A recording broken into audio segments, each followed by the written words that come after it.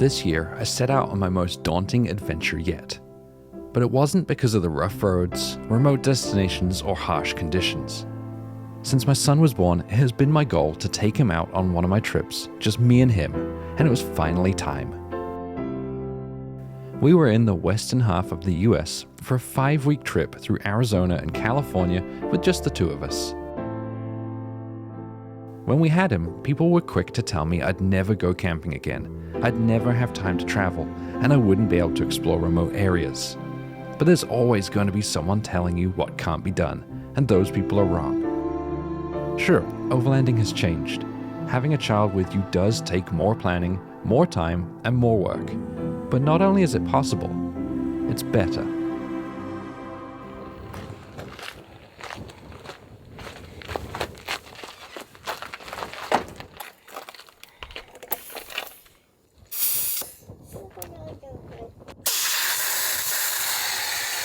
Alright, you want to do the intro with me? We're just outside of Phoenix, Arizona, where we're getting ready to do a trail that I mapped out last year on Onyx, but that I wasn't able to do because my buddy's Jeep catastrophically failed. Just the other side of that mountain range. So we're back, we're gonna try again. We're taking the trail I mapped out up to Flagstaff, but then we're gonna come back down here and don't tell him, we're gonna take a trail that leads out towards Disneyland.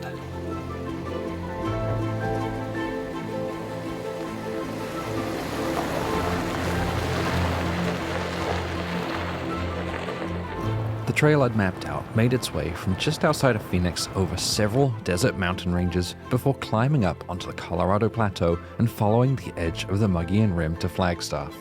It started with the beautiful Four Peaks Trail, which climbs through the rock-strewn hills surrounded by cacti to a ridgeline that overlooks Phoenix to the west and Theodore Roosevelt Reservoir to the east.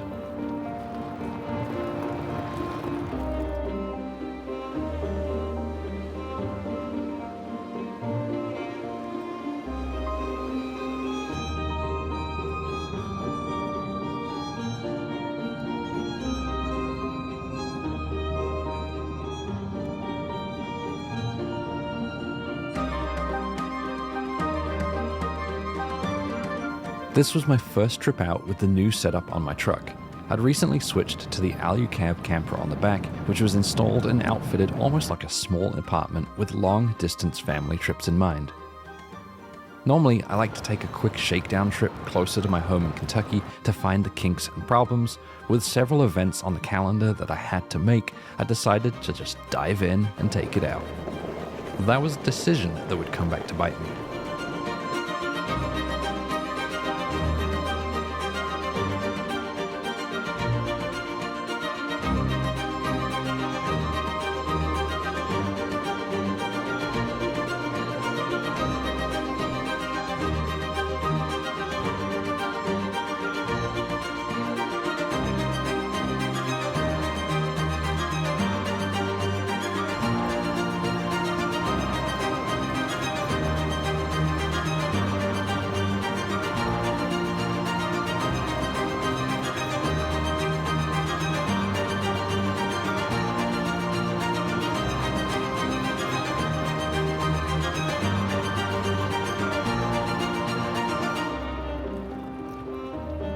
My son has been camping most of his life, with his very first trip being to southern Colorado and Utah at just 3 months old, but this was our first long-distance trip without my wife there to help.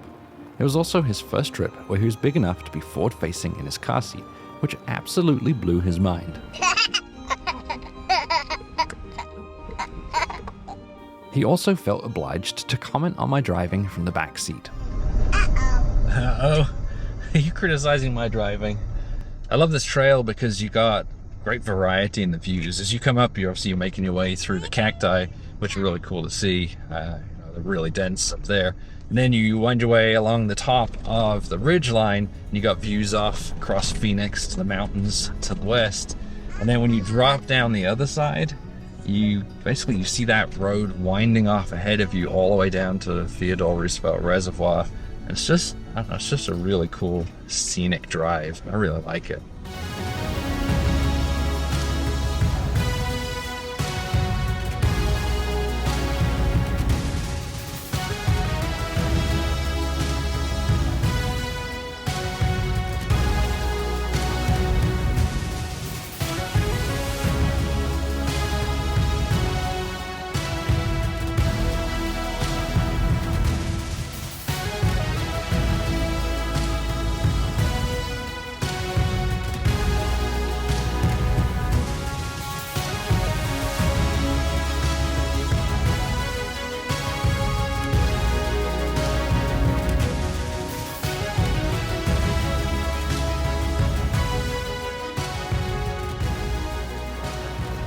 As we reached the bottom of the mountain range, I ran into a roadblock. So it looks like the route that I was going to take is fenced off. Like someone's built a fence fairly recently. Someone has also cut that fence fairly recently. But rather than go through, I'm just going to go around. Looking at Onyx maps, it's just a short detour to the north. And then I'll come back down and around. So not a big deal.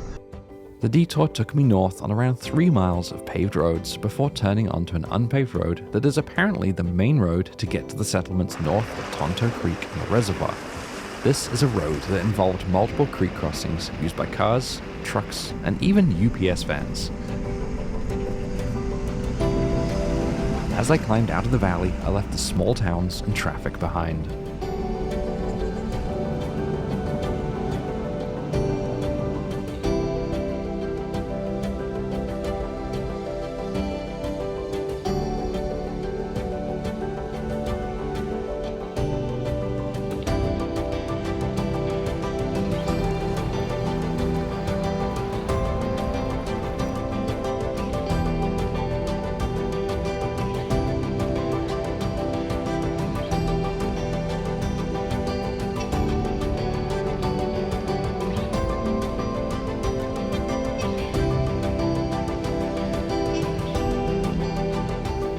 Our route skirted the base of the Sierra Anchor Mountains, passing through thousands of saguaro cacti.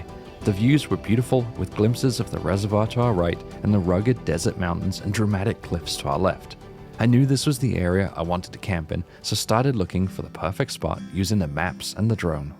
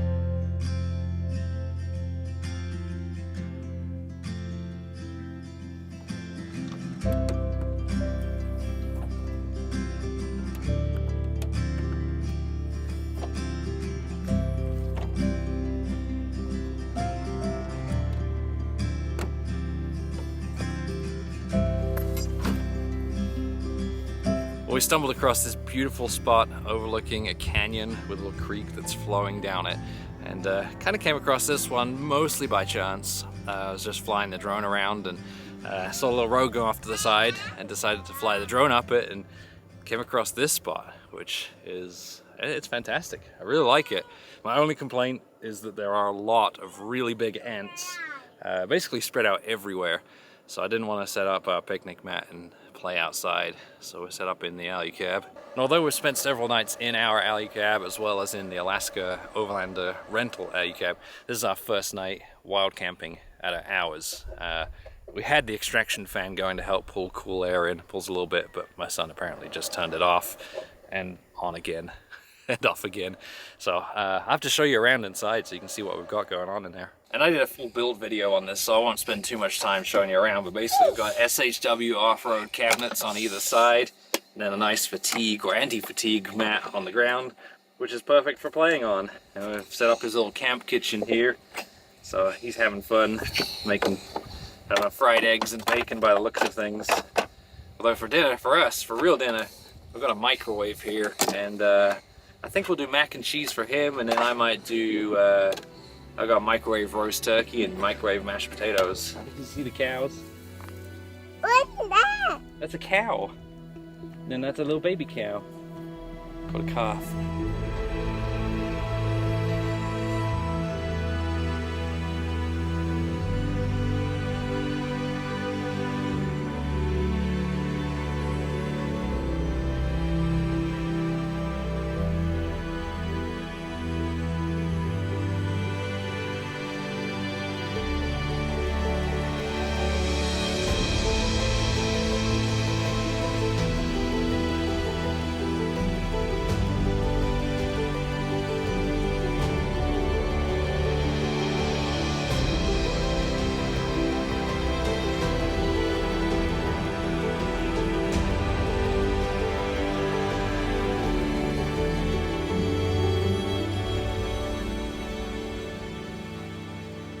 It had been a pleasant but warm night in the desert, and as we packed up the next morning, we had our sights set on the mountains to the north, knowing that as we climbed, the temperature would drop.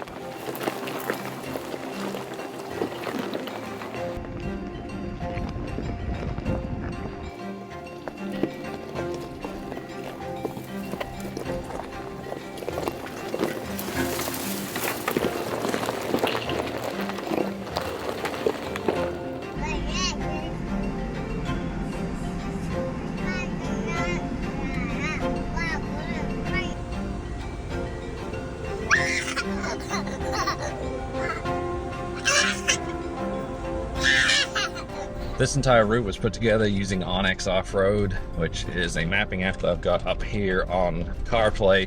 And you can see that I got a black line that I'm following on the screen.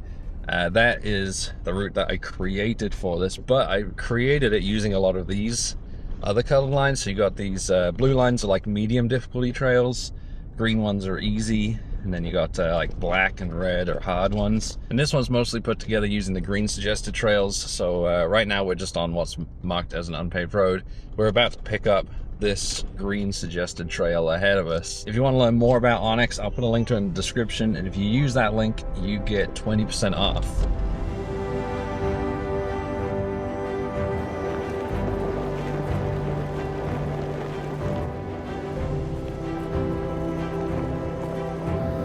Once again, we were traveling the dry, dusty, and rough desert roads, but I was thoroughly enjoying it.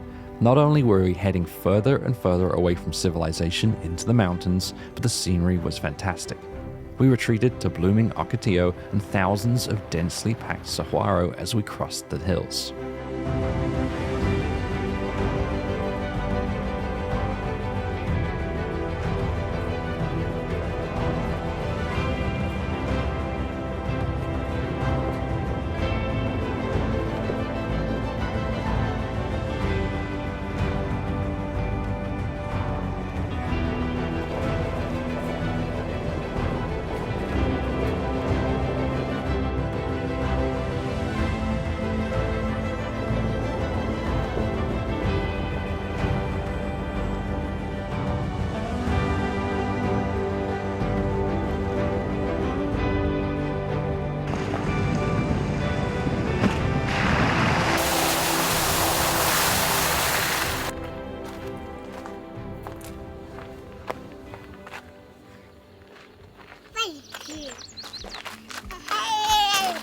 So we're taking a quick break from driving in the truck so he can stretch his legs. We're just gonna paddle through this water.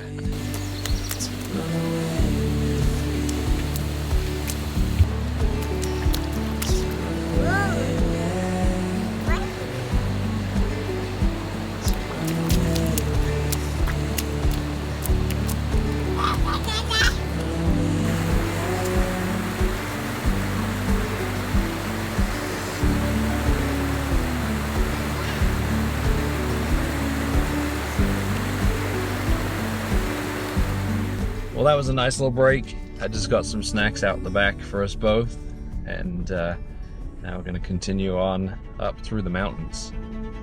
With his legs stretched and a belly full of snacks, my son quickly fell asleep. We continued along the creek for several more miles before taking a sharp right and climbing into the high desert.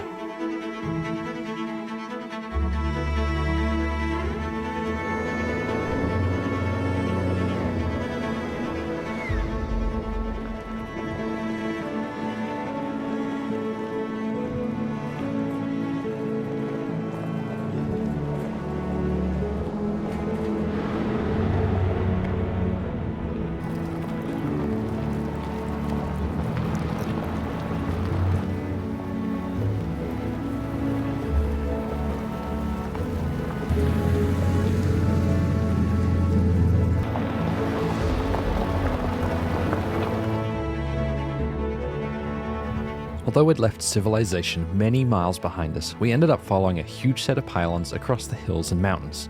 I did feel like they spoiled the view a little, but I can't complain since the road I was driving was likely built to construct and maintain the pylons, and without them, the road probably wouldn't exist. I'm okay with the trade-off since I was loving the drive.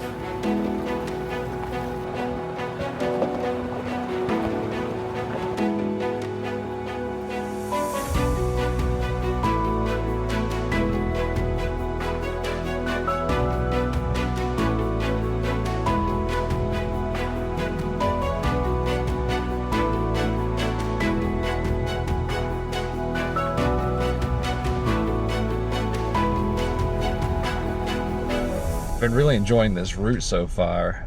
It's been really pretty the entire way, but today has been pretty cool because of the way it's changed so much as we've climbed up into the hills here. You know, I started off with all those the saguaro cacti all around us. It's slowly transformed into kind of like scrubby desert, and then you had those bushes, and now as we've climbed even more, we're starting to make our way into the trees. Not only were the winding roads and beautiful surroundings thoroughly enjoyable, the temperature was also really pleasant, and we were heading out onto lightly traveled areas of the state.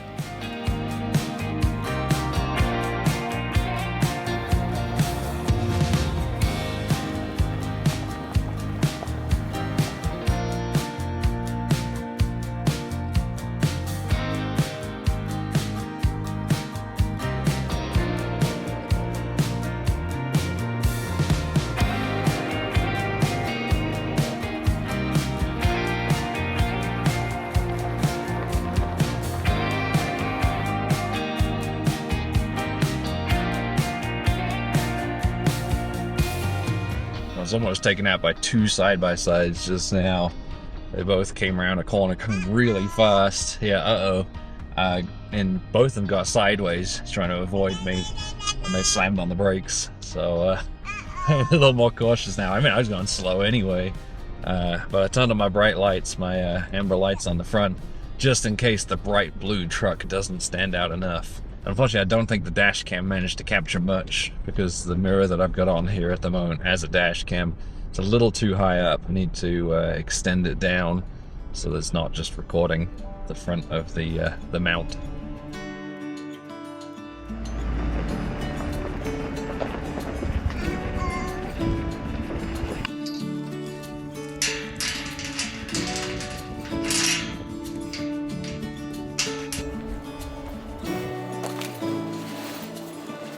One of the best things about switching from the Habitat to the AluCab is I have an awning again.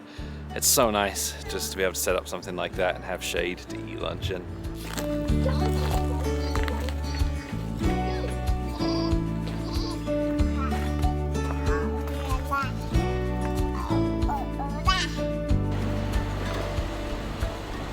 I was backing out of the spot where we stopped for lunch, and as I was turning the corner and the front end flexed a little bit, I heard a pop. And when I started driving forward, the steering was really loose. It just didn't feel right. So I pulled over and taken a look, and it's not right. So I put Mickey Mouse Clubhouse on for the little guy to keep him happy, left the engine running with air conditioning, and got on to take a look at this. I tapped it, and it fell out. I think I got pretty lucky that it didn't fall out at some other point without me noticing, because the steering issues was very subtle, and it would be bad to be missing this. I'd had the axle replaced by a friend the morning that I left for this trip, and later found out that in his haste to get it done in time for me to leave, he had tightened it in ugga-duggas rather than to a torque spec. With the vibrations of the trail, it had slowly been working its way out. Unfortunately, the lower ball joint assembly and the steering knuckle weren't lined up, and I couldn't get it to budge with leverage. After some standing around and thinking, I tried wedging a bolt in and using the steering wheel to push the ball joint over. It worked, but it worked too well. I'd pushed it too far.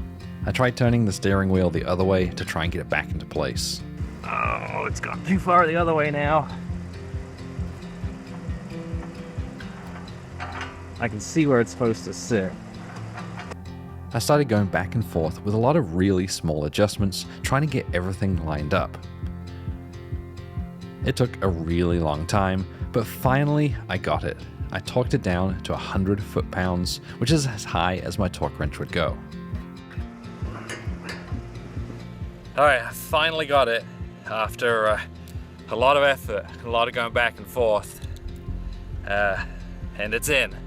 What I'm going to do is I've got this little paint marker. Amazingly, I carry one of these but not a spare bolt. Use this little paint pen to mark where it's at, and then I'm going to check it every few miles just to make sure it's not backing out at all.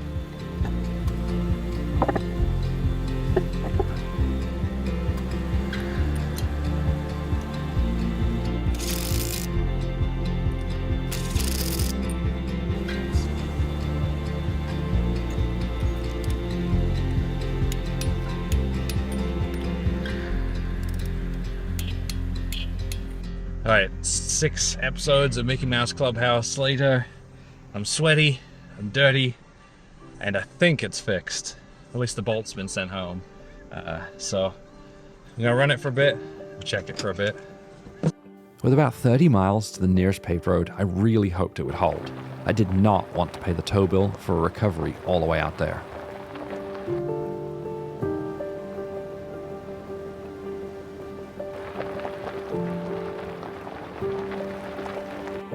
I was really paranoid about losing the bolt, so stopped often to check it.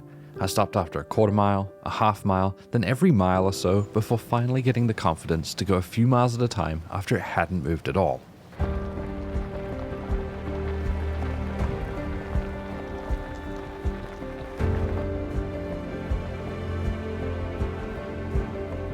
With my mind on the chance of being stranded, it was difficult to enjoy the incredible surroundings, which were completely different from where we'd started the day.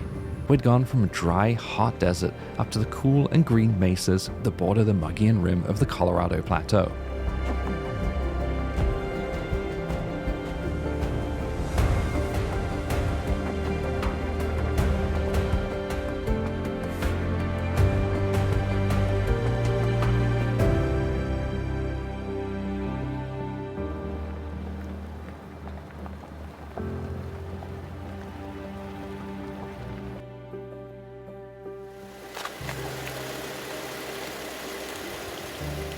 It's been about 2.5 hours since I fixed the problem there, so it's getting late in the day. It's about 5:30 now. It's actually past the little guy's dinner time, but I've given him some extra snacks earlier, so I think he's doing okay. But now I've got to head over to Payson to get some gas, way behind schedule, but airing up because I think it's about 40 miles from here down to Payson. And because it's so late, I think we'll get dinner in Payson. There's a really highly rated pizza restaurant down there, so we'll grab some pizza. He loves it, so we'll be making it up to him for such a late dinner.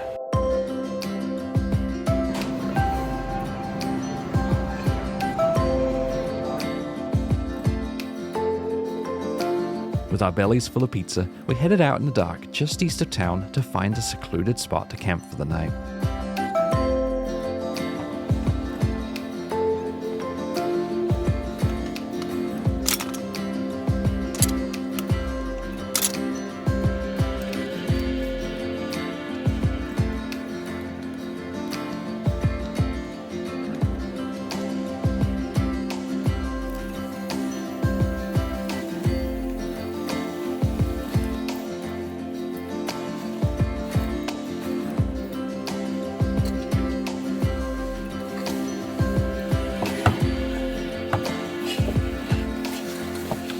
What are you doing?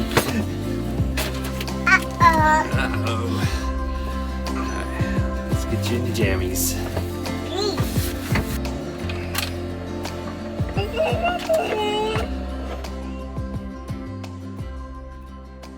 Last night was obviously a late night coming in. We ended up in this, I guess it's a horse corral. Not really anything great, but now, this morning, I've got to take the wheel off again. I looked up the torque specs for that bolt that I put on yesterday, and it was 194 foot-pounds, and my torque wrench only goes up to 100, which at the time I assumed was enough. So I went into town last night and bought a new torque wrench from Harbor Freight, and we're going to talk that this morning. And once again, Mickey Mouse Clubhouse saves the day. He's in there, just happy as can be.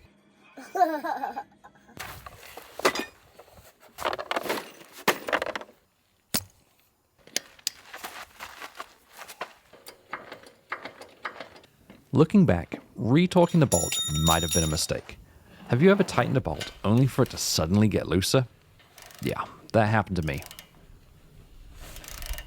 Unfortunately, when I was trying to torque the bolt down, I think I stripped out the last few threads in there in this aluminum knuckle, and the bolt is just spinning freely. It hasn't dropped out, and it's still kind of holding everything in place where it needs to, but I think as soon as I start driving down the road, it will fall out. The vibrations will bring it out.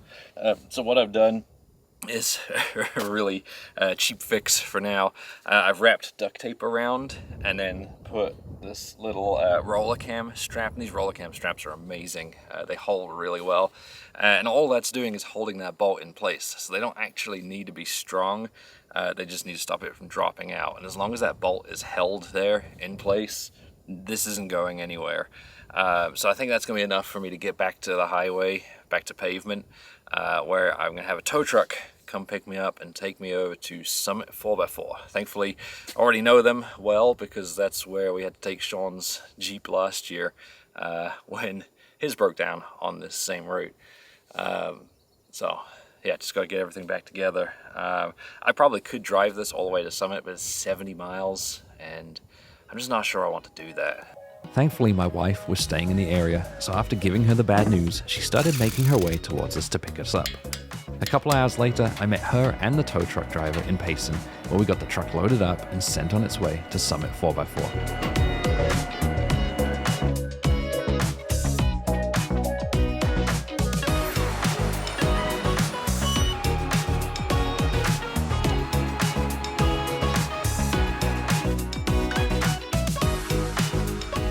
We've just dropped off the truck at Summit 4x4 here in Prescott, Arizona. They're gonna get to it on Monday. It's Friday night today. So we've got a couple of days to kill, and I think I'm gonna take my boy someplace fun to make up for him not getting to go camping this weekend with me. Our first stop was a giant hole in the ground, the meteor crater near Flagstaff. While it was cool to see, it really wasn't worth their extortionate entry fees. We also visited Walnut Canyon and did the Island Trail hike, which we really enjoyed. The hike takes you halfway down the canyon and is worth doing for the views alone, but it also takes you past 25 cliffside Pueblo houses that are over 700 years old. Finally, we took our son to the Out of Africa Wildlife Park, where he was fascinated by all the exotic animals. After having a fun weekend, we loaded up and went back down to Prescott to pick up the truck. Alright, so today is Monday. We dropped it off on Friday. The part came in this morning. Let's see how things are going here at Summit 4x4. The thread in the steering knuckle had been completely torn apart by the impact and probably made worse by me retorquing, so the entire thing had to be replaced. I've seen it before. It's because they went to aluminum on these. They used to be steel. Yeah. And they're very easy, especially so a lot of, like in the old steel ones, it was fine. You could just start it with an impact and send it in. It would be no big deal. Yeah. If you do that on these, it very easily can cross thread and just completely destroy the threads. Well, things are looking good. I think it'll be wrapped up in no time at all. In the meantime, I'm showing my boy around the parking lot and he's admiring all these vehicles out here. And then we should be on the road. A short time later, everything was fixed up and torqued down, and we made our way back up to the Flagstaff area to do a trail that would overlook the Sedona Valley.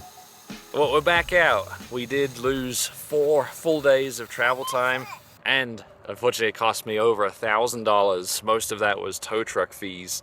But the guys at Summit 4x4 were amazing. They basically got me in as soon as the part came in, so I'm able to get back out on the trail as soon as possible. Because I lost 4 days, I'm gonna have to cut off a few sections of this route. But there was one particular trail in Sedona that I wanted to do, and that's where we're at today. Starting just off the interstate, I actually gotta cross underneath it.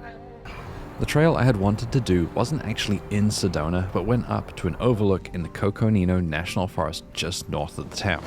I put together a few different trails on Onyx to get there, starting with the Graffiti Tunnel Loop.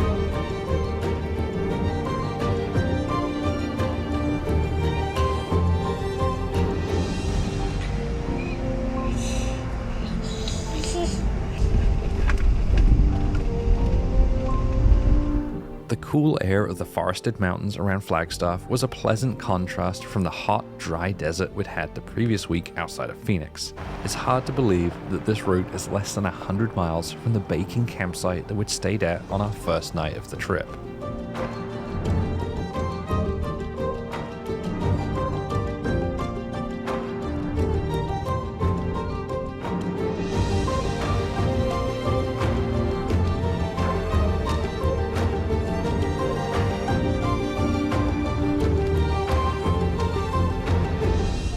Unfortunately, making videos like this is incredibly expensive, not just because I live in Kentucky and then drive out here to make the videos, but because I have things like the breakdowns happen, and they're costly to repair.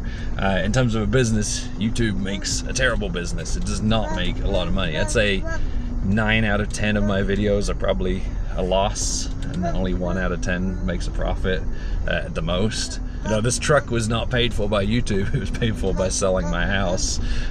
Thankfully, I have sponsors through Patreon and sponsors like commercial sponsors like Onyx who help offset the difference. So my Patreon supporters there, the people who help pay for the gas to get out here and shoot these videos, and then sponsors like Onyx help with other costs that are associated. And then of course we have like sponsors who help with the build of the vehicle so we can get it out and take it to these cool places. While it might not be as financially lucrative as people think, having a YouTube channel is incredibly fulfilling. I get to do what I love while also bringing the sights and sounds of the country to others and hopefully inspiring them to get out and enjoy it for themselves. It's never something I thought I'd be doing full time and only started it for fun. So if you've been thinking about creating a channel for yourself, just go for it.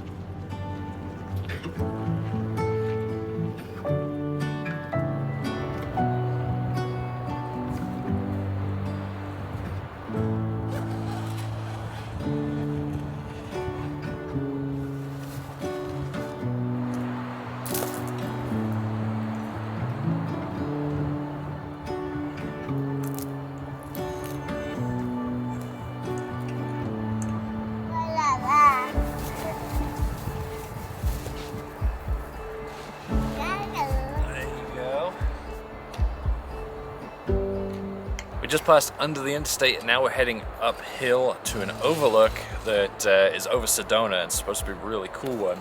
And we've stopped on the way for lunch. I just microwaved ourselves frozen pizza, so I'm waiting for that to cool down before I cut it up to share.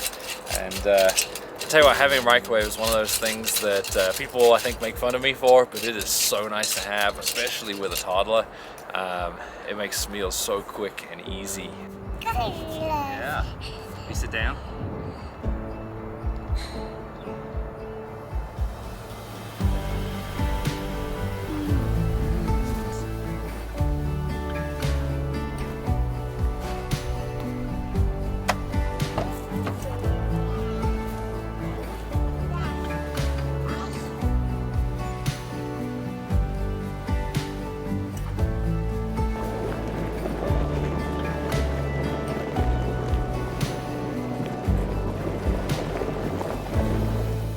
We'd continued up into the hills of Coconino National Forest and have been enjoying the drive and making good progress right up until I came up behind some traffic.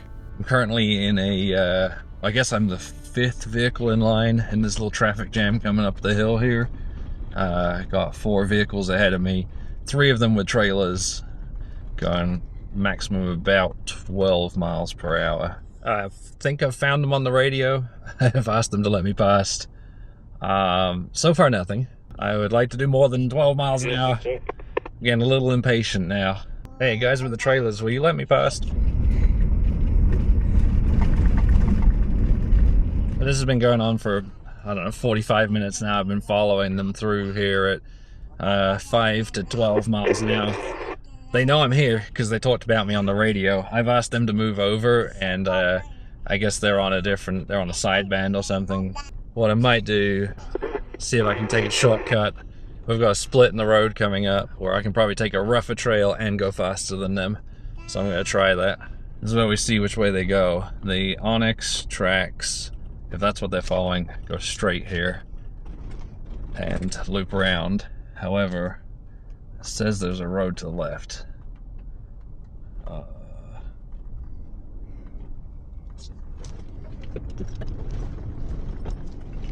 Yes, there is. Alright, shortcut. Much rougher shortcut. I can get around them. I've got gates ahead. Hopefully they don't slow me down too much. Alright, I gotta be quick, because they've got the easier road. No, I don't know if I'll fit under this.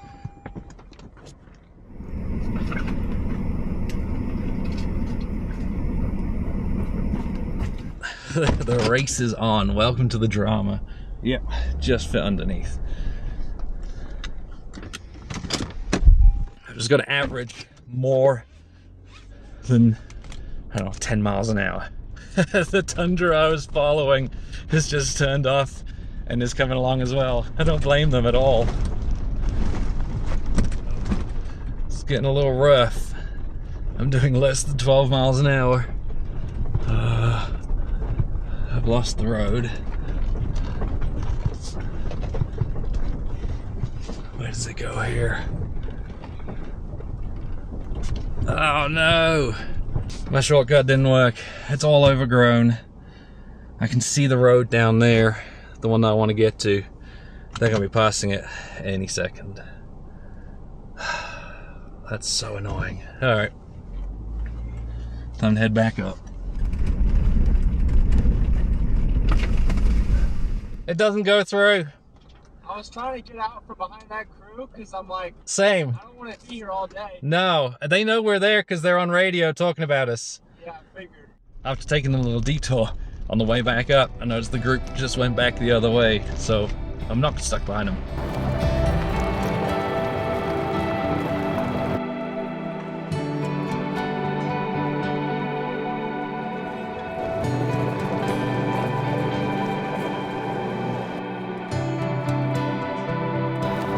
With the route ahead clear, we were finally able to make good progress again, going fast and making up for lost time. We made our way along the edge of the World Trail out to an incredible viewpoint overlooking Sedona. Wow.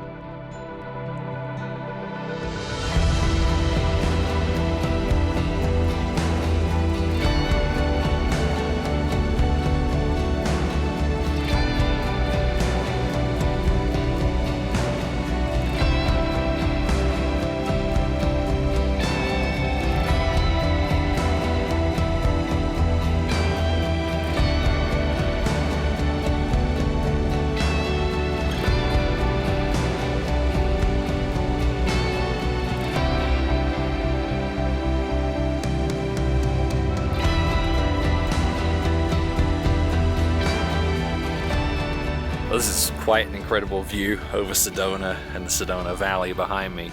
I think if you're looking for a place to camp, this is a really cool spot because there's dozens of campsites right on the edge all the way along this cliff edge here.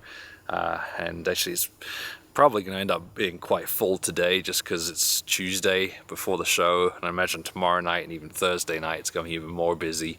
Right now I'd say about, well, maybe 2/3 of them are occupied by people on Tuesday night. Any other time of year, this is quite the spot. There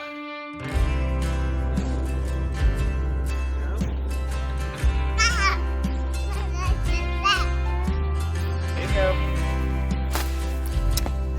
There you go.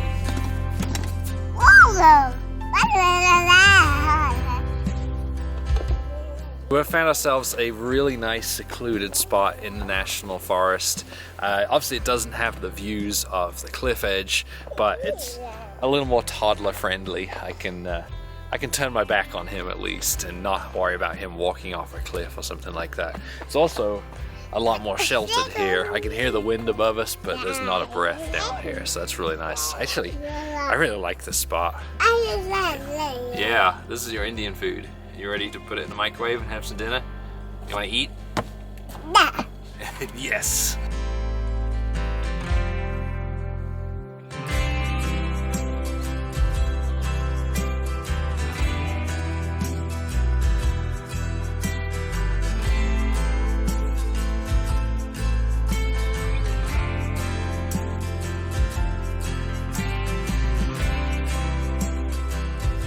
That night, long after putting my son to bed, I heard the sounds of a V8 roaring in the distance.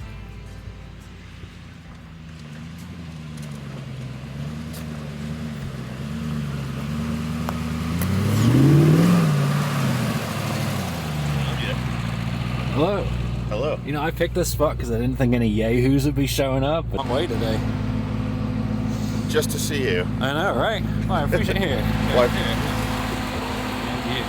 I think it would be like, you know, tomorrow I don't have to drive. So, let's get it over with. Yeah. It's only a 16-hour day. It's not no big deal.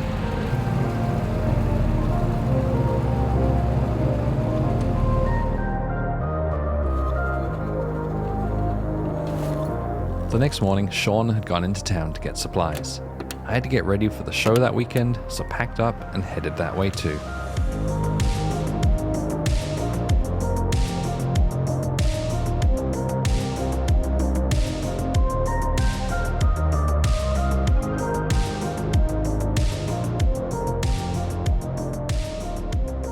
After the show, we went back out on the trail.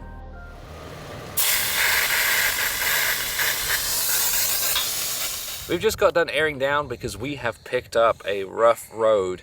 We are on the Arizona Peace Trail. We're going to be taking it down to the Sonoran Desert Traverse, basically doing a mixture of the two as we head west into California. Should be a good week ahead of us. I think it'll take us a few days to get to Disney, but I think he's going to enjoy the camping just as much. He loves just being outside, and right now he's collecting rocks. This is what he does at camp. He just loves doing stuff like this. Come on. Let's leave your rocks. Let's get going. You ready? Let's go camping.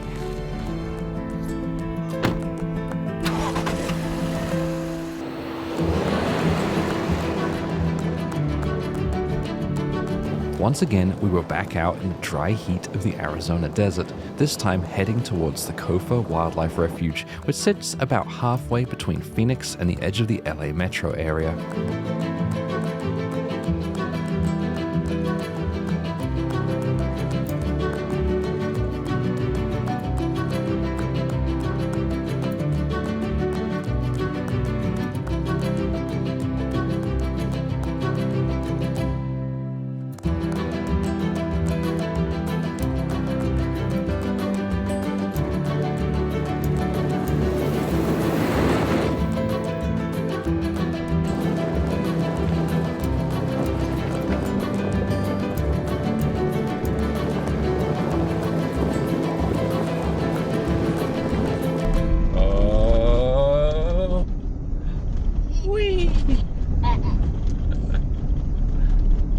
Road it's flat, but it keeps having big whoops in it, and every time we go over a whoop he cracks up behind me. He loves it, which is encouraging me to take the whoops faster,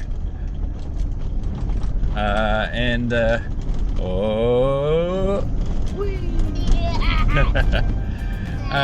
I may have gone a little bit over the top on one of them, and my suspension, if I want to do this, I need to toughen up. I need to firmen up the suspension. Oh.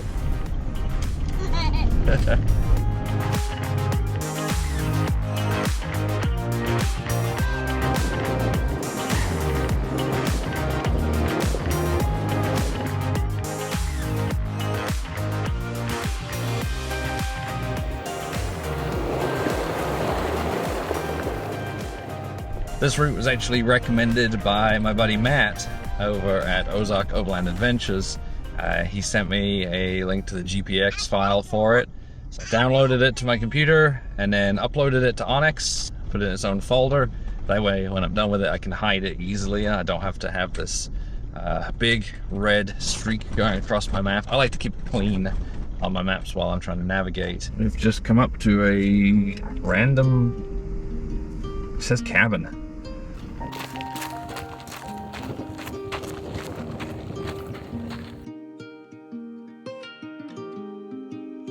So there's not a whole lot of information about this cabin, but apparently you can stay in it on a first come, first served basis. I don't see how you get in. I also don't see it being pretty popular. Looks like it's all shut up. Maybe it's fully booked for tonight.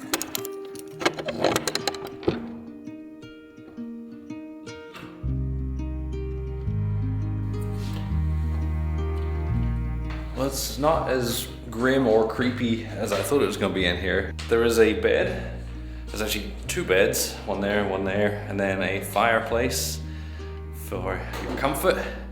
I guess if you end up wanting to sleep in here, you can, and if it's cold, you can light the fire. And then we've got a shelf full of supplies. Whoever was here last time saved us some corned beef, if you want it. Let's see, oh, it's good until 2026. Oh, the door just shut. That is creepy. There's also some light reading here.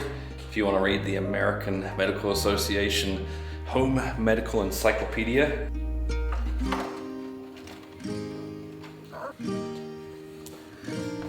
What are you doing with the first aid kit? Oh, you put it back?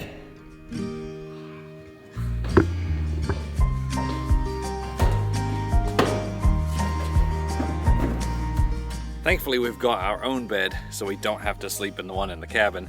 So we're gonna set up out here. I was gonna put us in the shade behind the cabin, but there's a huge wasp's nest on the side. So I moved a little further away. We're gonna set up here.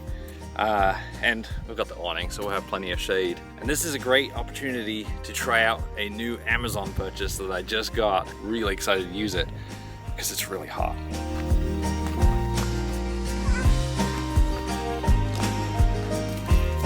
What?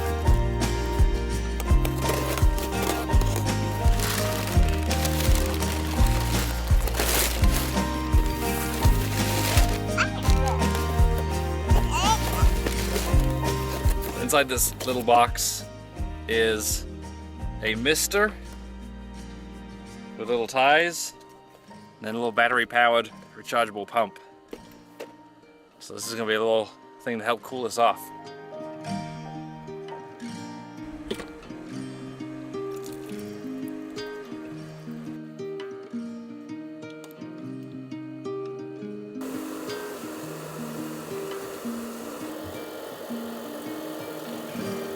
Okay, so the spray from these is really nice. It's on the lowest setting right now. It's got 4 speeds, and it's kind of just blowing down to where we're on the picnic mat.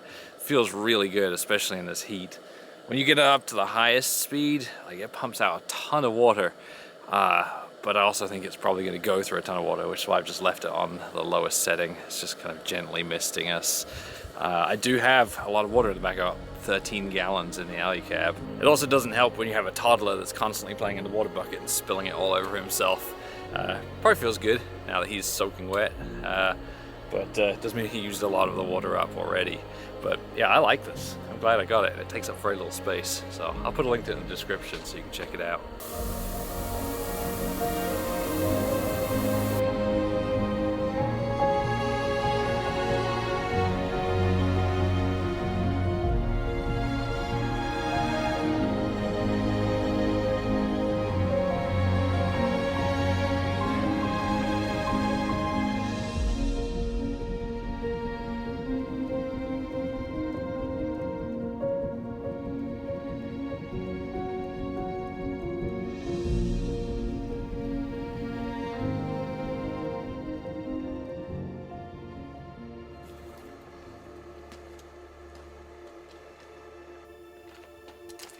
Bend down the rock, stones.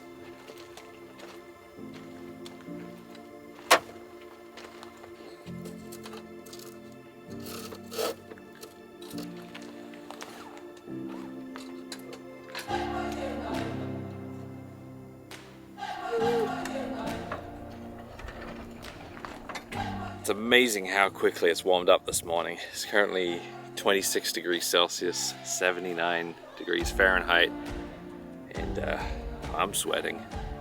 So we're gonna start up the air-conditioned vehicle, start our drive.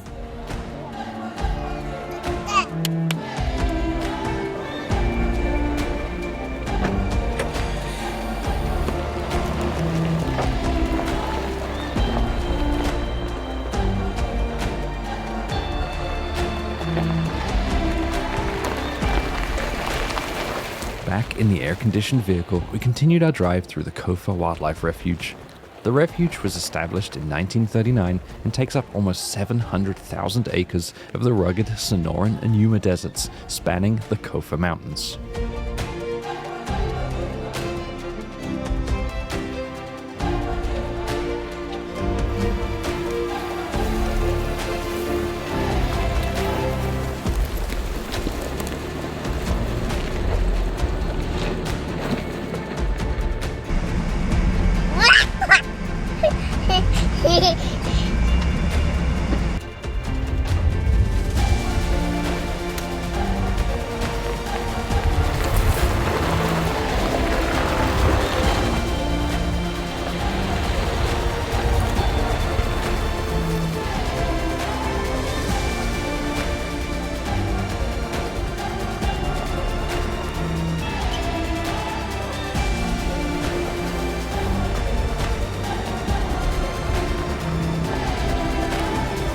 One of the things that's amazing me about this desert is the smell. Every time I get out the vehicle to set up the camera, it's very floral smelling. It's like I'm in a flower shop or something.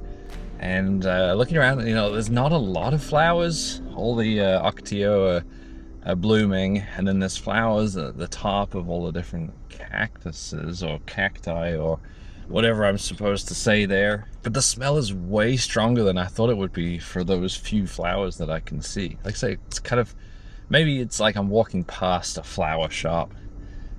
It's surprisingly strong. Despite the huge variety of plants and flowers, we didn't see much in the way of animals in the wildlife refuge. The area is best known for its desert bighorn sheep, since it was created to protect their habitat. As of the last count, it was estimated there are only around 428 bighorn sheep in the area, and most of them are found in the Kofa Mountains. Although the mountains aren't tall, they are particularly rugged and provide the perfect protected habitat.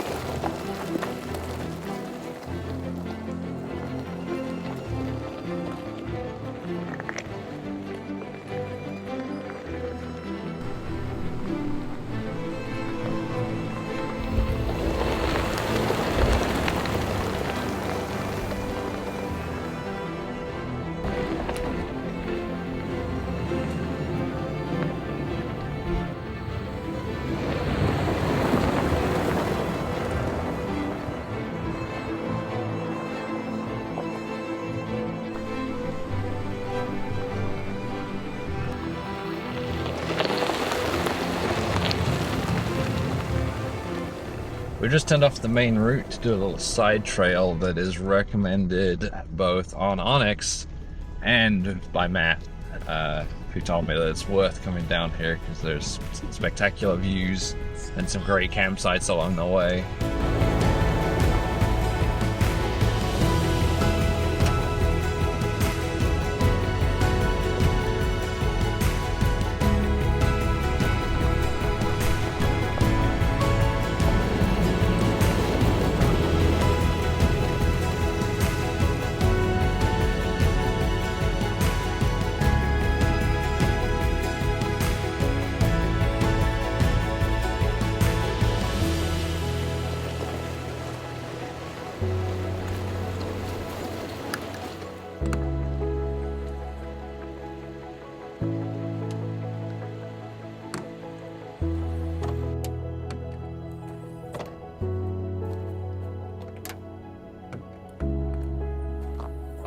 Well, this is definitely a beautiful spot, and we decided to stop here for lunch. However, as soon as I stepped outside to start setting up the awning, I was immediately bothered by all those tiny little flies flying in my face. So I knew there was no way my son could deal with it. So we popped up the back instead. We're just hanging out here, got the extraction fan going to try and get some cool air in here. It is still quite hot in here, so I put up the Claymore. I think I'm gonna get some more fans as well, the ones that permanently attach to the bottom of the access panel in here. That way I can have something that's hardwired and maybe blows a little more air. But anyway, we'll get on and eat.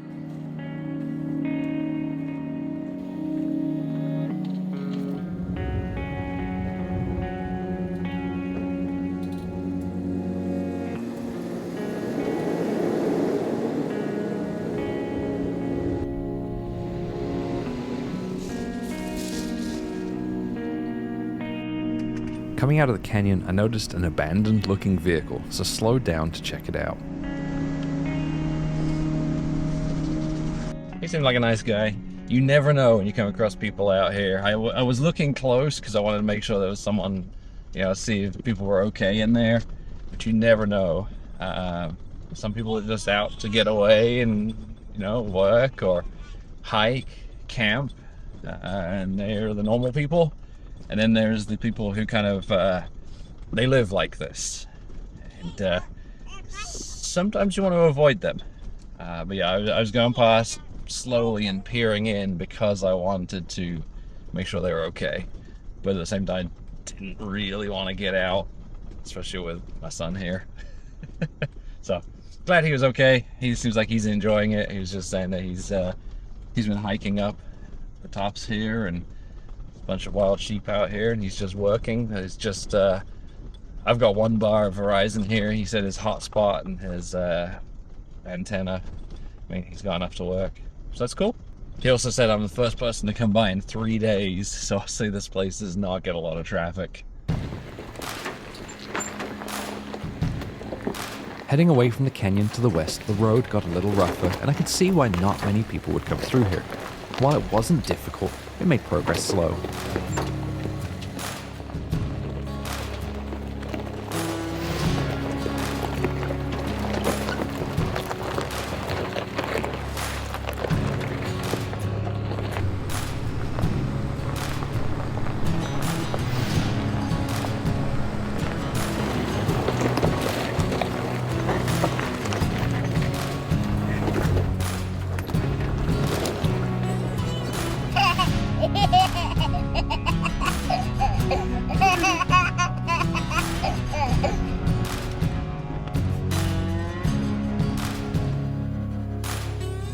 This part of the drive through the refuge was particularly enjoyable. Not only did the road condition make it more fun and interesting, we were surrounded by a sea of desert flora punctured by Arizona's jagged dark brown peaks.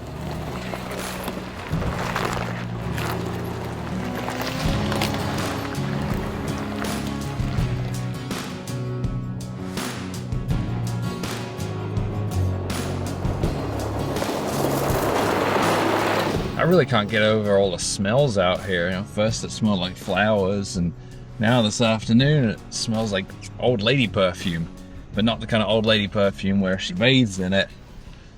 It's just very, very subtle old lady perfume.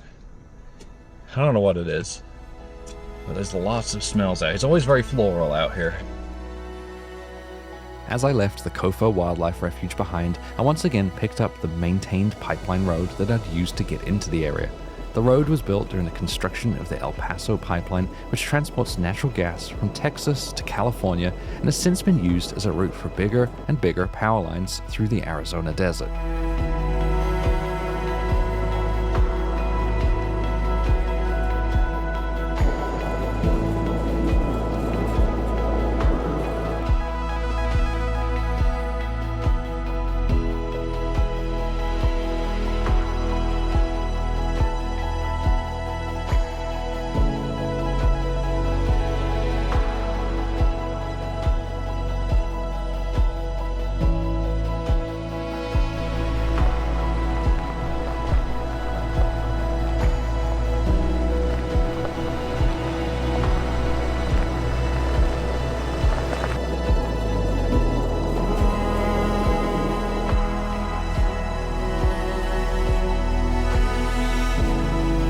As I was crossing the Ehrenberg Sand Bowl OHV area, I realized I was approaching California, and this would be my last chance to fill up with gas in Arizona. I used the drone to check the prices and scout out a way out of the open riding area.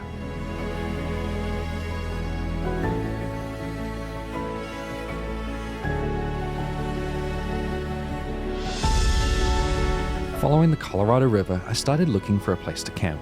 It was close to 100 degrees, so I really wanted one of the breezy waterside spots, but unfortunately everything was either already taken, right on the road, or not suitable for a toddler.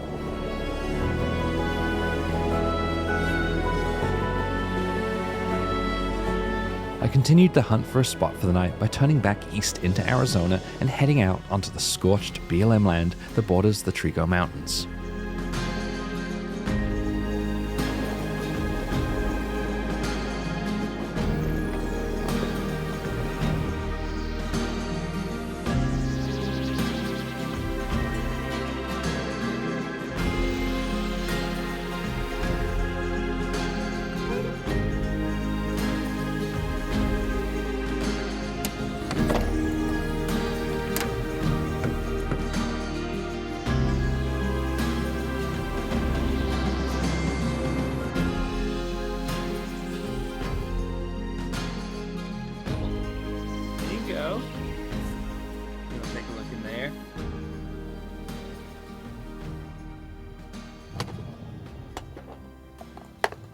Thankfully, it's cooled down a little bit. It's now only about 36 degrees Celsius, around 96 Fahrenheit.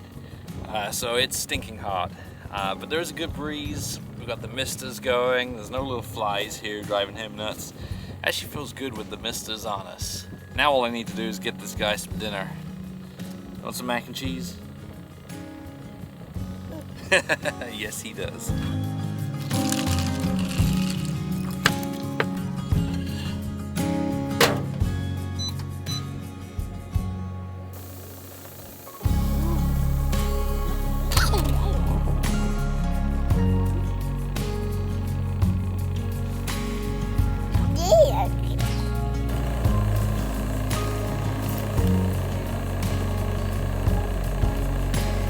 Really need to figure out a way to get this hose hooked up to the water outlet on the back of the Alu cab. Right now I keep having to refill the bucket, and it's not using a whole lot. Like, I'm looking at the Redoc app that I've got here. This shows me how much water's left in the tank, and it still says it's full, so it's still close to the top. But I'll keep an eye on that. Seems to be going down really slow, but I don't care. I'll use it all to keep cool.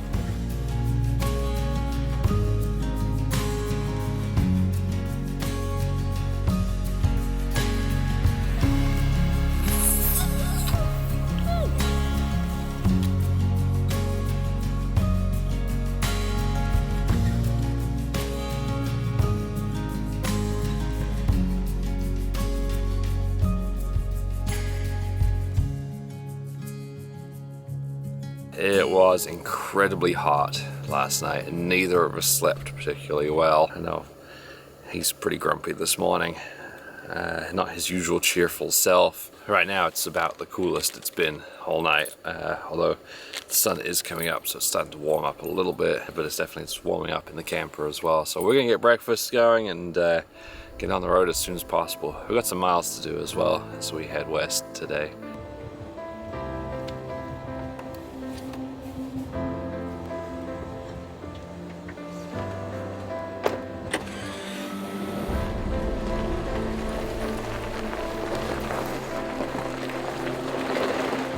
With both of us hot and tired, my motivation was low.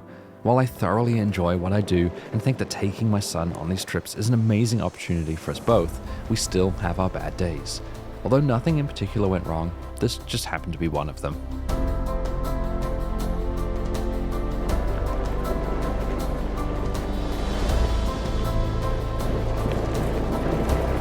Over the river in California, we picked up the historic Bradshaw Trail west towards the Salton Sea. On the way in, I'd passed several signs warning of rough roads and advising against taking cars. Someone didn't pay attention. Okay, there's a car here. Abandoned. Oh no, it says it's temporary tags on. There's no one around, but it's just stuck in the sand here. Let's see if they left a note or anything on there. Looks like they damaged it as well coming through.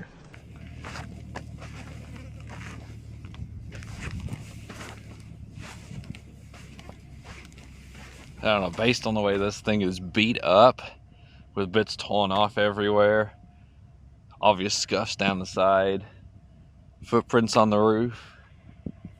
I mean, it's missing 2 tires. It may have been stolen.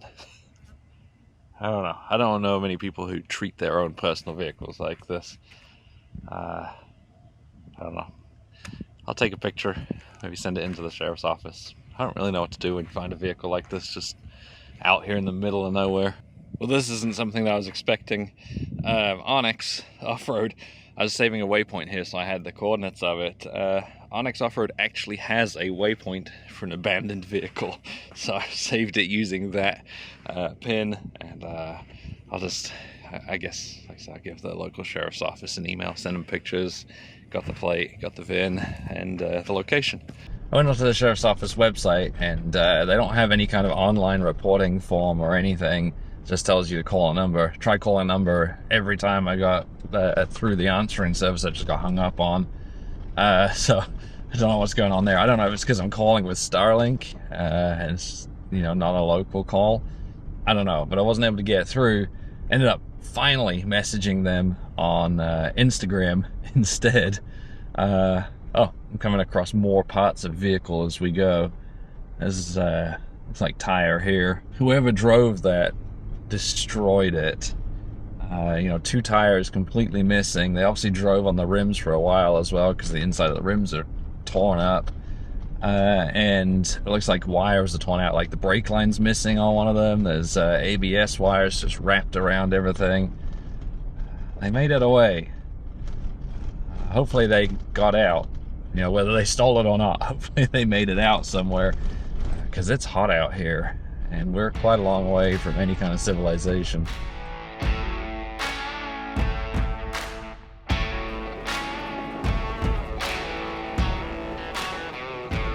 The Bradshaw Trail, also known as the Gold Road, dates back to 1862 when it was built to connect the populated areas of California to the La Paz goldfields. When creating the trail, Bradshaw followed the local Native American trade routes, which followed springs and watering holes roughly every 30 miles across the parched desert.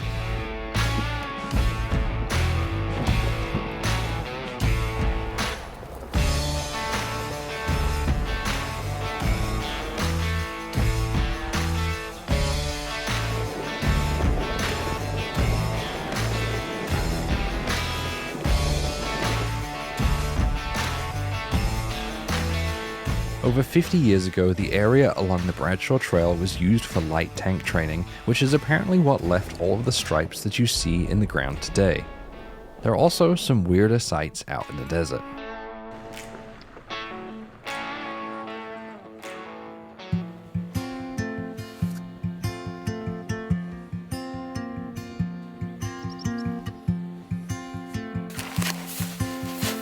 Yeah.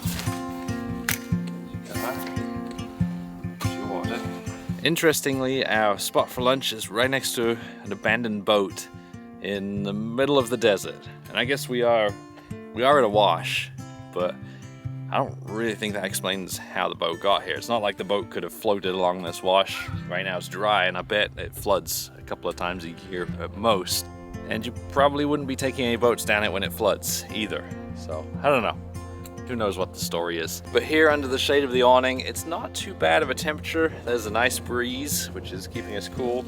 Got sand for my son to drive his trucks and vehicles around in. So I think this is a good spot for lunch. Did it get stuck like that other Land Rover? That was a decent spot for lunch. And now we're getting back onto the Bradshaw Trail. And I'd like to just get it over and done with at this stage.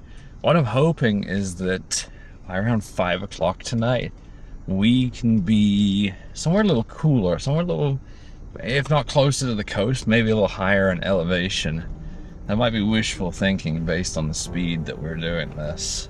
But, we'll see how it goes.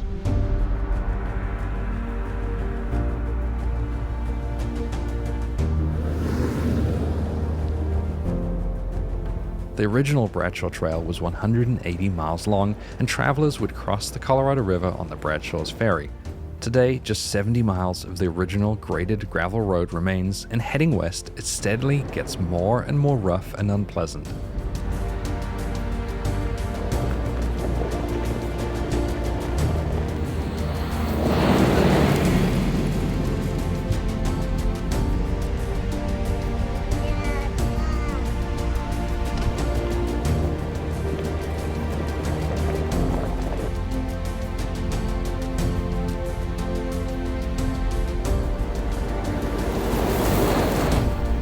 Well, this road sucks. I cannot recommend it.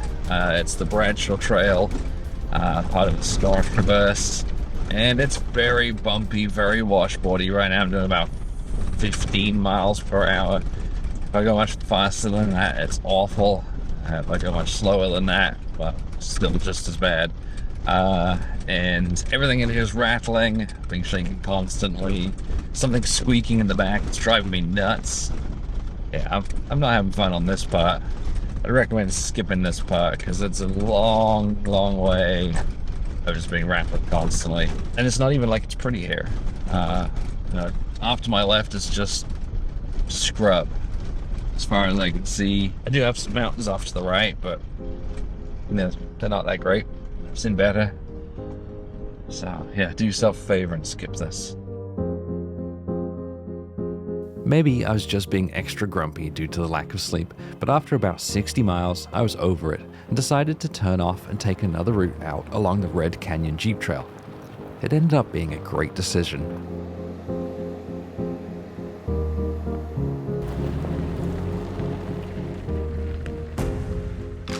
The trail climbed out of the desert floor along a series of narrow ridgelines, revealing distant muted brown mountains and steep earthy canyons around us.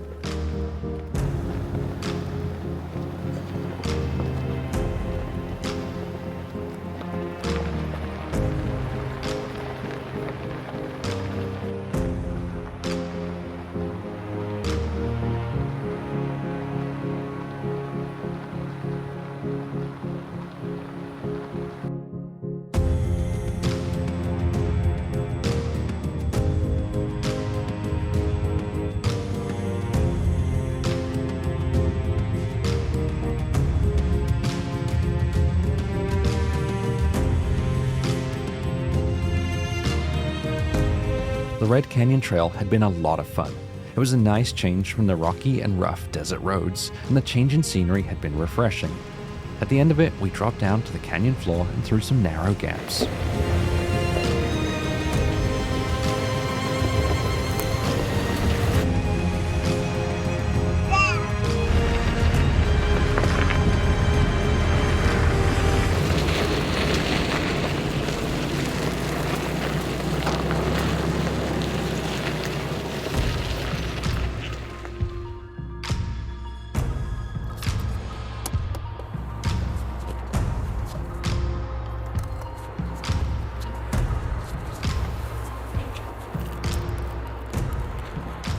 Just reached the interstate, so I am airing up, fueling up, and now's probably a good time to tell you that a lot of this stuff that I use is for sale on revereoverland.com. We are a dealer for things from these Armadillo gas bags to the air compressor that I use to air up, and even the in-deflate hoses, whether you want the quad or dual hoses. All of it's on revereoverland.com. So if you're looking to outfit your vehicle, consider using us.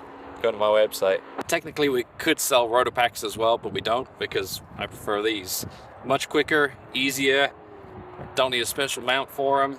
You just roll them up and store them now, and they don't leak, unlike my rotor packs.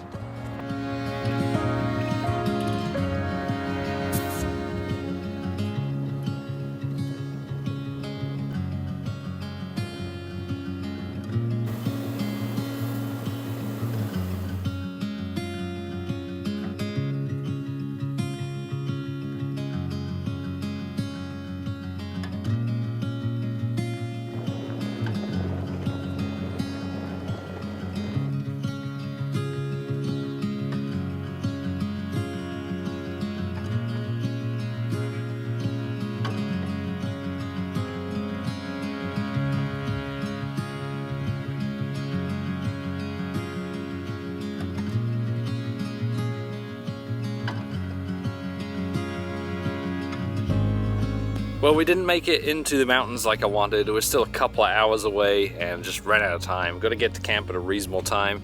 He didn't sleep well last night and he's still got to have dinner. But we had this spot that I marked. We came through here a couple of years ago and I saw someone camped up here. It looked like an awesome spot, so I marked it on my map. And even then I drove right past it just now because it's pretty well hidden off the side of the road. It's still a lot hotter than I like. It's 29 degrees Celsius or 84 Fahrenheit. But there's a good breeze, and I think with the mister set up, will be nice and cool. So I'm gonna get that going and then make some dinner.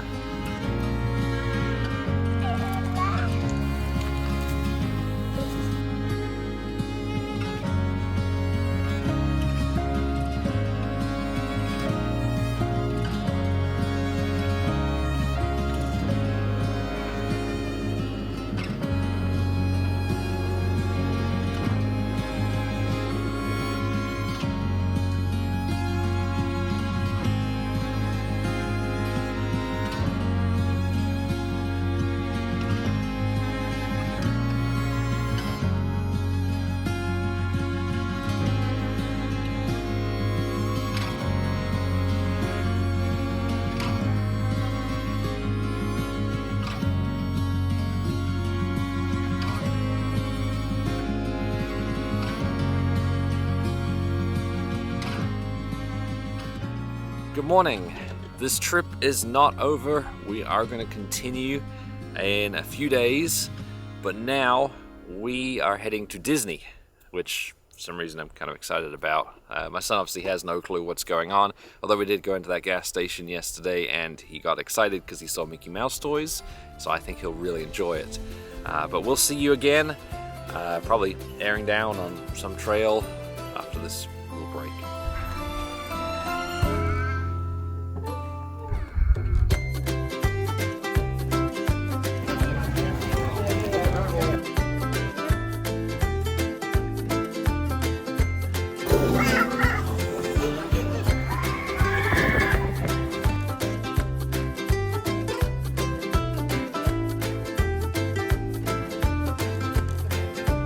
As you can imagine, Disney was awesome. My boy absolutely loved it and couldn't get enough of the teacups. We spent a few days there and then we were back out on the trails.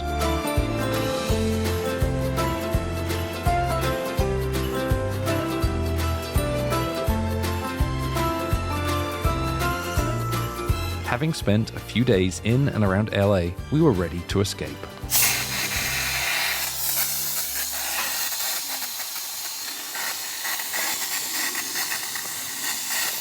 We are in the mountains, or in the hills.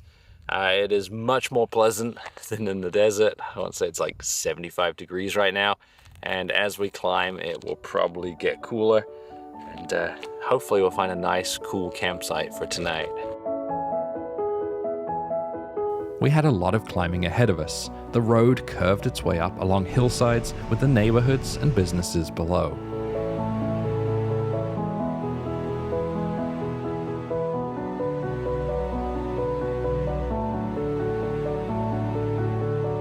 It amazed me how wild everything felt, even this close to the city. We were passing brilliant yellow wildflower blooms and saw several snakes on the way up. With the exception of an enormous dam, the area we're heading into had almost no development.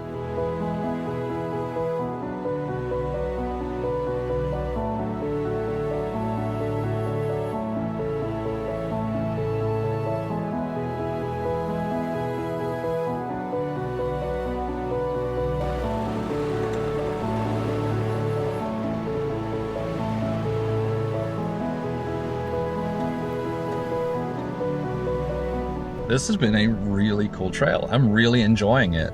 I wasn't expecting something this pretty and this cool right outside of what's basically the entire LA built up area. You know, I was stuck in traffic, driving through neighborhoods, and then suddenly this.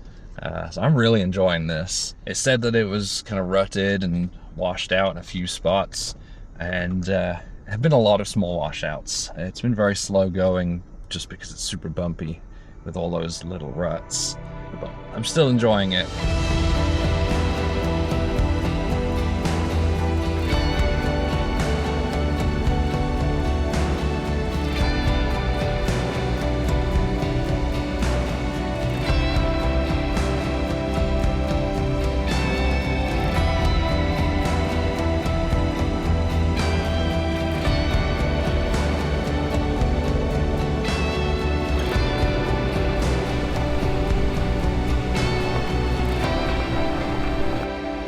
As we reached the top of the hills, we turned away from the city and started following the curving ridgelines further into the mountains. The high vantage point gave us incredible views of the hazy peaks.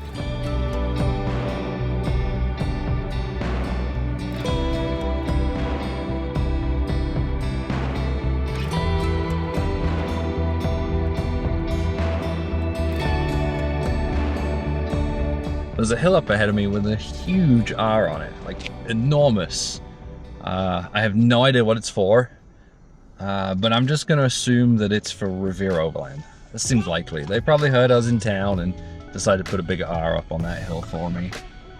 Although I am disappointed that they didn't do an O as well. You know, if you're doing it for Revere Overland, you should probably put an R and an O. So it seems like they didn't really put all the effort in. If you think it's for something else, you're probably wrong, but you can let me know.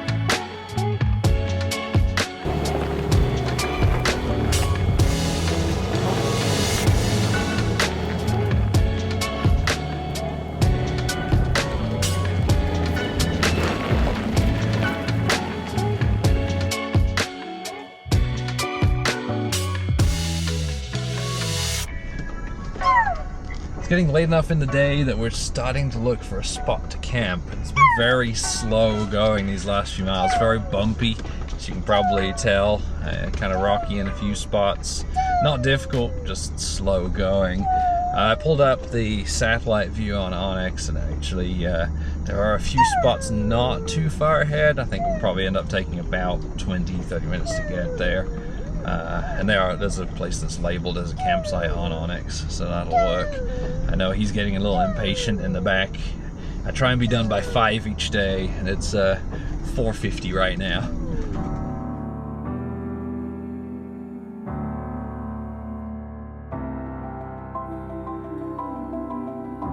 Looking at the maps had helped me find a spot to camp, but it hadn't prepared me for the beautiful scenery along the way. We followed vast mountainsides, crossed creeks, and rounded a corner to an imposing vertical cliff face.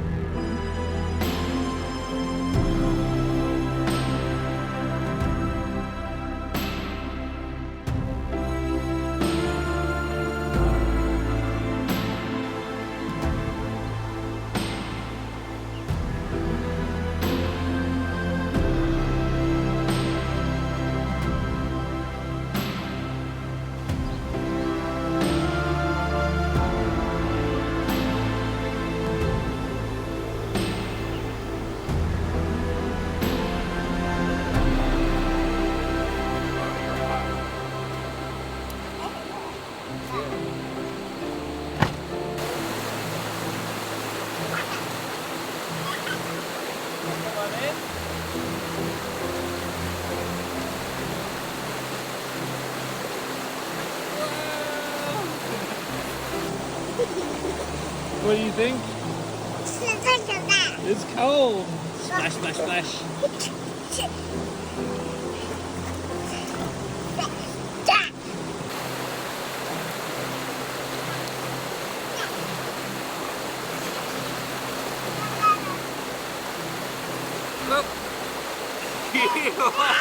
Oh no!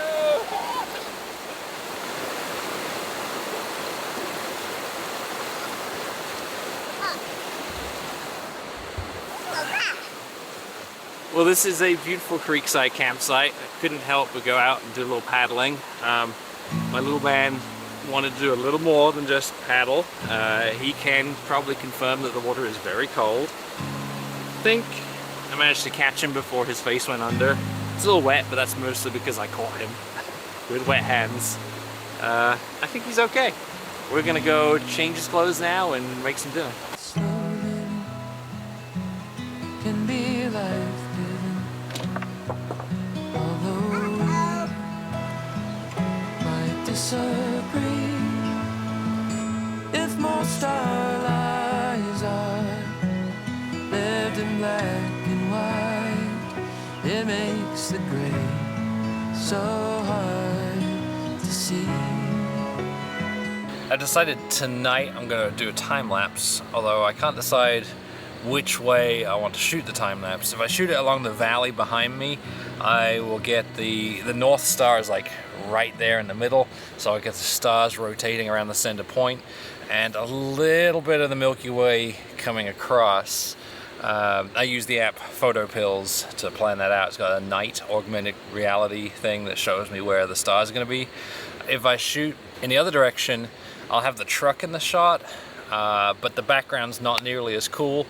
I will have the best part of the Milky Way off to the south coming across until about 1 a.m. when the moon rises. So I really can't decide which way I want to shoot it, but I figured I would show you guys the camera setup that I do, and it all starts with the tripod.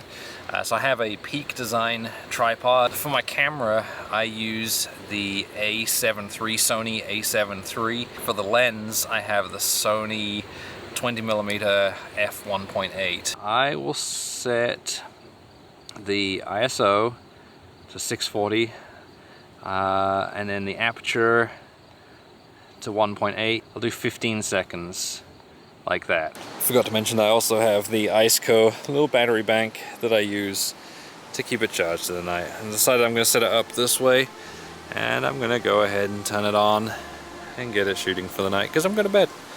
Hopefully it turns out good. Being surrounded by mountains, I'd forgotten how close we were to the city, so any views of the Milky Way were obscured. I did get the rotation of the planet and the usual aircraft and satellites, but I also captured an intense meteor shower on the horizon.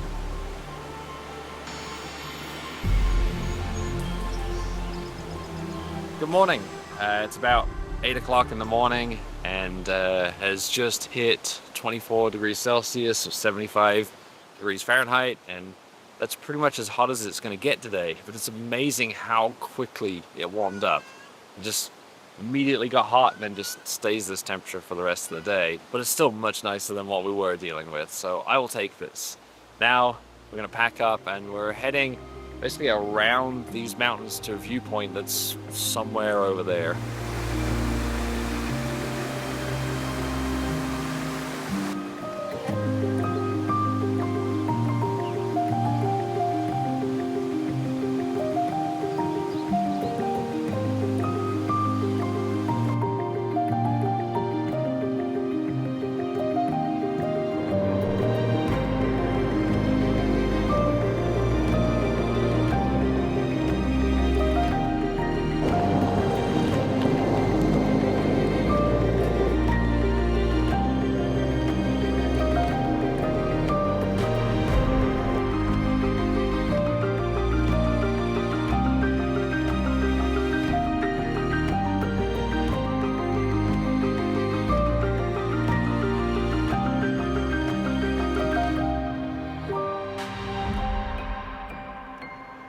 Well, that's a disappointing sign. The road's closed ahead. I guess it might be because of snow still. I'm just looking at the mountains opposite me and there's still snow up on the north-facing slope. And this goes over the top of the hills here, or top of the mountains here. So there might be snow on the other side. I don't know. Thankfully, it's pretty easy detour from here, but it just means I'm missing the viewpoint way up top. But there's tons of roads around here on Onyx, so we'll head that way, pick up the paved road that's a couple of miles down that way, go around to find something else to do. We just passed this sign and I figured the campfires were probably not allowed, so I don't usually do a lot of campfires anyway, but I definitely wasn't going to light one here. It just seems like the kind of place that would catch fire at the slightest little thing. But I had no idea the portable stoves needed a permit. I've never heard of that before in a national forest, and I don't have a permit. So I guess it's a good thing I've been microwaving my meals. On our way over to the detour, it was clear that the area had been hit by major flooding recently. The roads were washed out and there was debris scattered everywhere. Looks like there are a lot of roads closed around here. It says mud and debris flow as possible below recent burn areas. So I'm guessing there was some kind of fire and some kind of flooding coming along this river valley here. It's clear there's a lot of road that had been washed away, and it even looked like a couple of houses had been washed away. They're being cleared up. So this was my alternative route, and it's closed as well. So now I'm looking for another way around. Oh, looks like State Route 330 is also closed, which is what I was planning on driving to get back. So I may end up going another way. Might not make it over. Alright, I found another fire lookout. We're gonna go to that one because I wanted to go up to the lookout. That one will do nicely. Let's turn around. My completely new route took me in the opposite direction along a few miles of paved roads before turning back off into the hills just outside of Angeles Oaks. On our way, we had views across the valley and could see the campsite and roads that we'd started at that morning. If you want tracks for this route, I'll put some links in the description.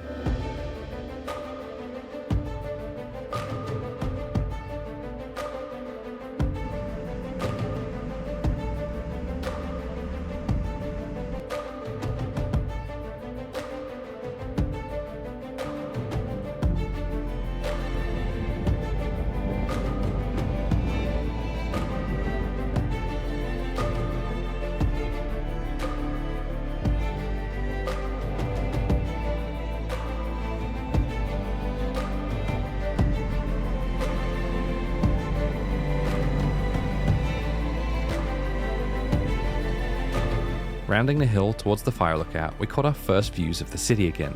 The smog rolling east into the hills was thick enough to hide the valleys, with only the mountain tops poking through above the soupy haze. It's times like this that I'm glad I don't live in or near a big city.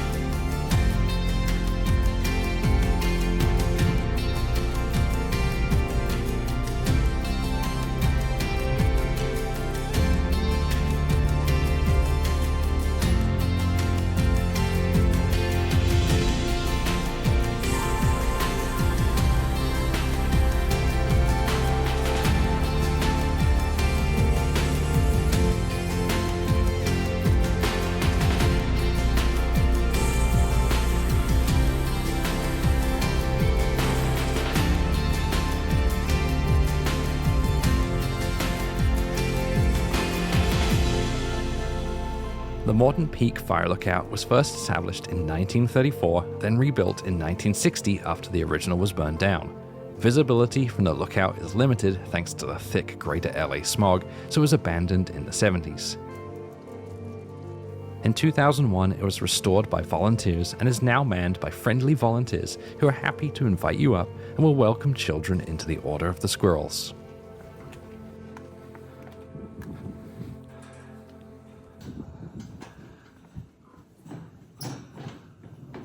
This is for you. You're now a member of the Order, Ancient and Honorable Order of Squirrels.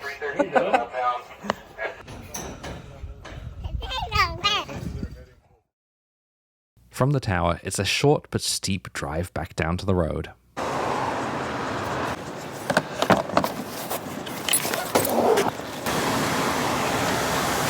I just got done airing up because I got a big chunk of highway driving ahead of me. We are gonna head north from here, and I'll probably see you airing down again. We are in Northern California at the top of a mountain with almost 360-degree views, and it is really hot. We came from the coastline earlier where it was 60 degrees, and now up here it's a little over 95 degrees, and it's kind of unpleasant. Let me show you how we got here.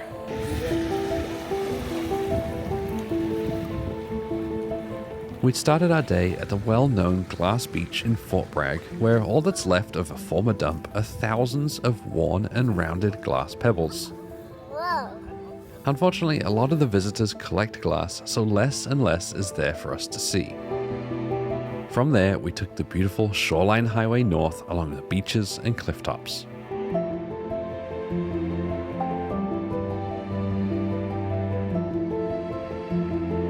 We followed the road inland through steep, winding roads before heading up into the mountains, trying to gain some altitude to find a spot to camp with views and relief from the heat.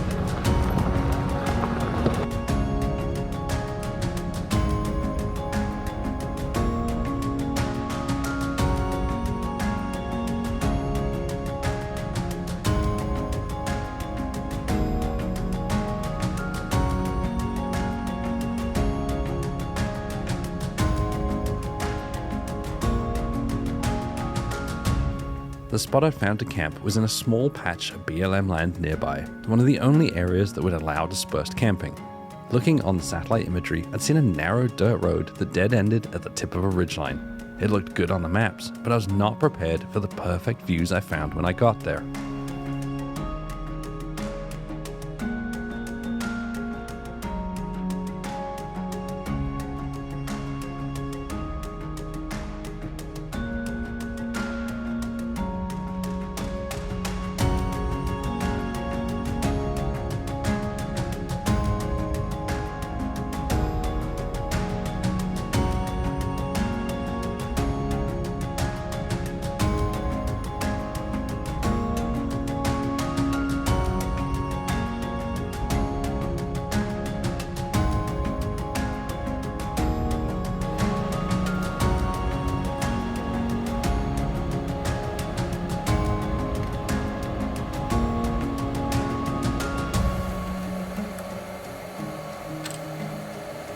I did get the misters going to cool it off a little bit, and they really do help, but they could do with a little bit more of a breeze. Like right now, it's super still. We have curry for dinner tonight, and I really don't feel like eating it right now because it's so hot.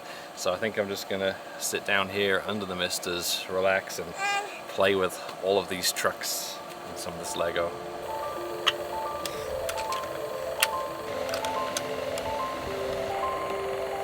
After putting my son to bed, I was treated to one of the most vivid sunsets I've ever seen.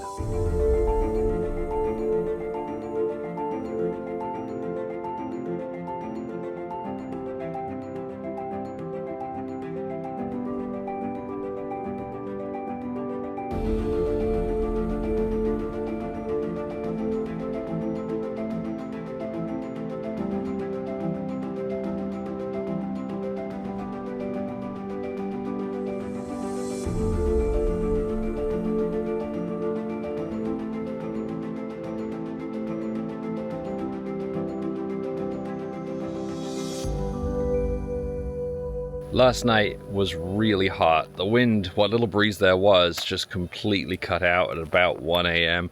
and we were both awake, just laying there miserable. We both really struggled to sleep last night. And it's already super hot this morning. The sun's beating down on me here. I'm starting to sweat. So I'm gonna get packed up as quick as we can. And the goal tonight, by the end of the day, is to get back to the coast. Because I want to camp close to the coast, if not overlooking the ocean, because it's so much cooler out there. But in the meantime, there are a bunch of cool things that we can see along the way, because we're in the whole Redwoods area. So we're going to pack up and get going.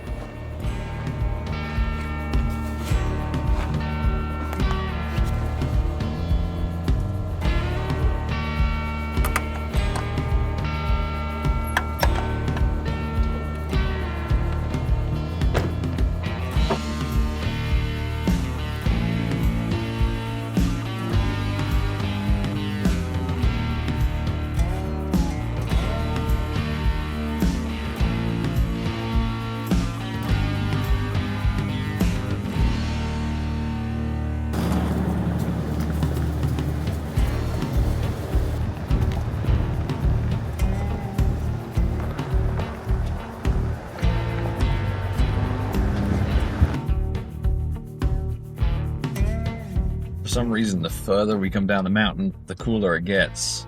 It was 90 degrees at the top, and it has just reached 80 degrees as I'm getting down close to the highway, which doesn't make any sense to me. The whole reason I went to the top of the mountain is because I thought some altitude would be cooler. So I guess I should have camped down here in the forest. And the highway that I've just reached, that I'm merging onto now, is the 101, which is obviously a very well-known highway. It goes all the way along the coastline here. And we do have big chunks of pavement as we go, but along the way are sights to see, so there's a bunch of things to do.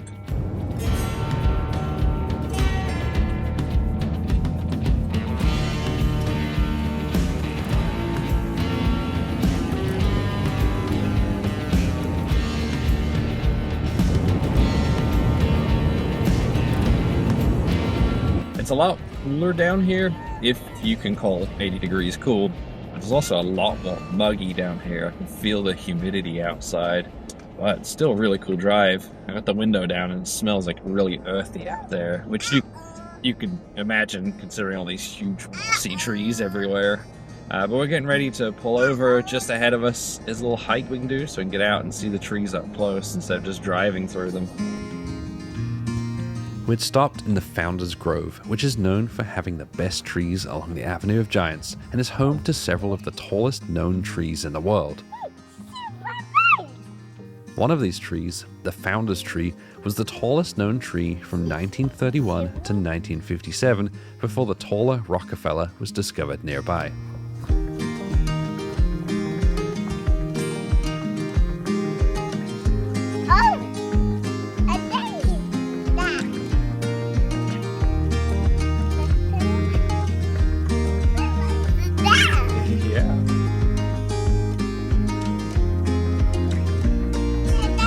Coming through these trees is awesome, but it's so hard to get a sense of scale. Like, I know on camera, I'm looking at a little screen here, I know there is no way you can get a sense of scale of this. Like, this is out of my reach.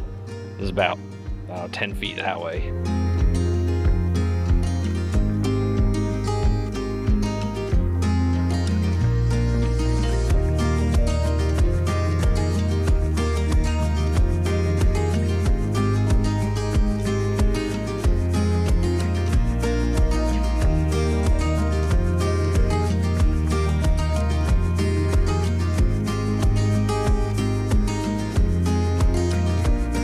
The most impressive tree in the grove isn't actually standing anymore.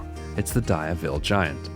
The giant was the tallest known tree in the world between 1966 and 1991 when it was toppled by several neighboring trees that lie splintered next to it. As they fell, they knocked down the 500-ton, 370-foot tall tree. It's so big that when it fell, it registered on a nearby seismograph.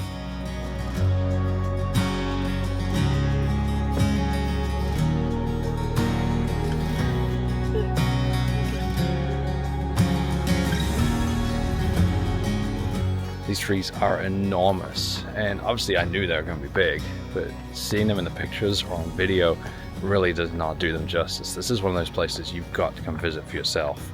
It's quite impressive. It's very impressive, and seeing them falling down too is where you really get that sense of scale. You know, when you're walking along the length of one of the fallen trees, where you walk past one of the bases of them, and you're looking up, and it's like twice your height, if not more. That's when you really see how big they are. So I definitely recommend coming and visiting this. All right, now it's time to try and make it to the coast. If we can't make it to the coast, then camping under the trees like this would be pretty nice as well. But coast is my preference.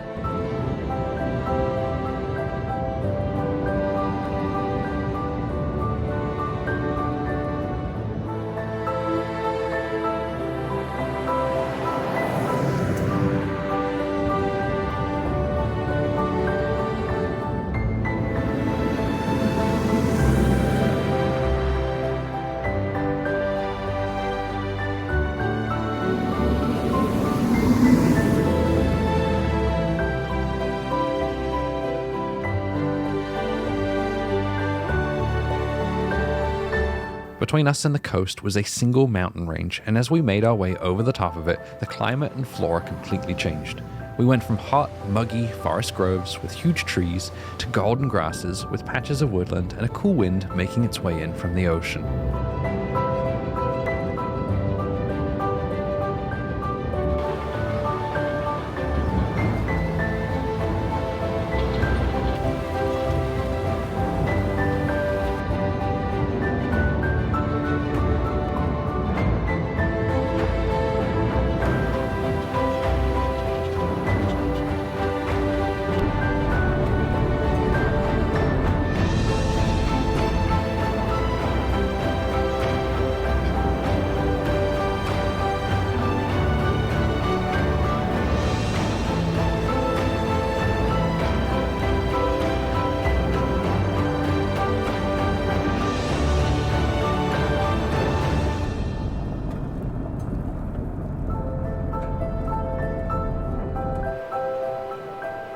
We have a couple of choices where we camp.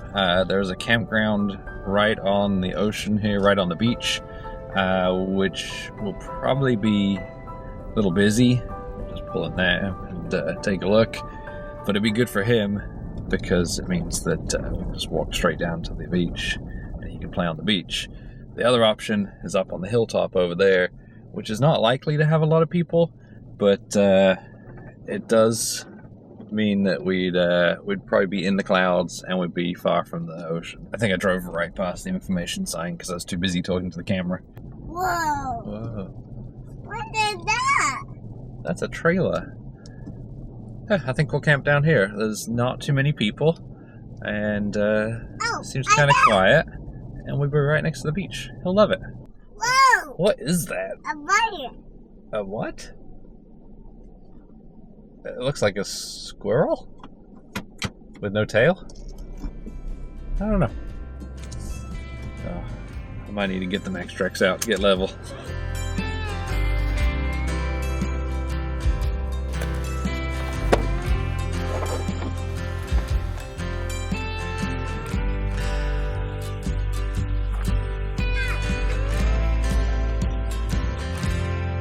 Alright, so it looks like it is $15 per site, and I fill in this.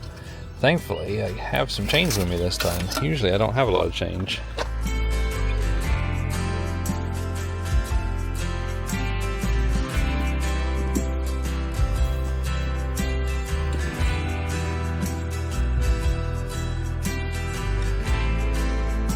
It's beach time, except he decided he doesn't like walking in the sand.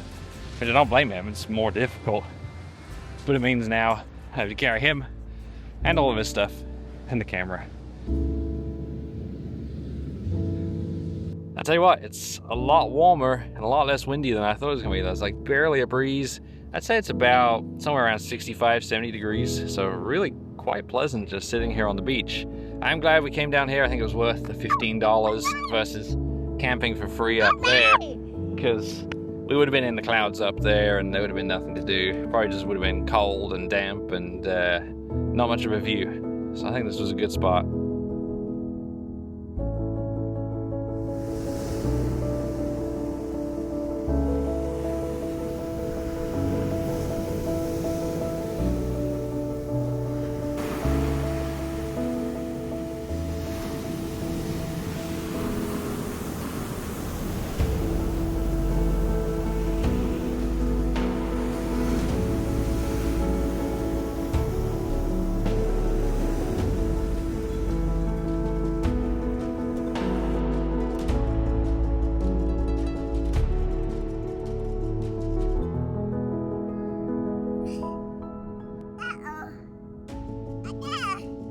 Stuck?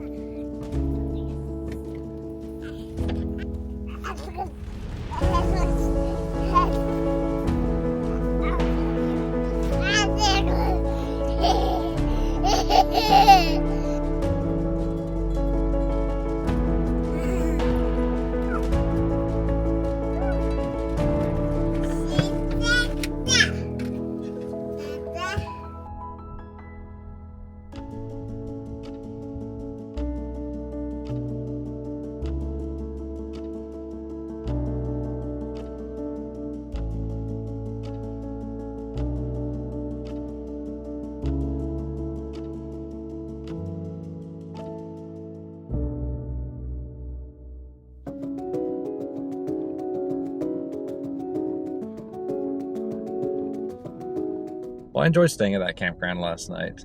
It was very quiet. I didn't hear anyone, and the temperature was very pleasant. It was around like 55 degrees was the low last night, which I think is like the perfect temperature for camping. So now we're going to continue north, and we are following the coastline for a little bit on some paved roads, and we should eventually hit some unpaved roads.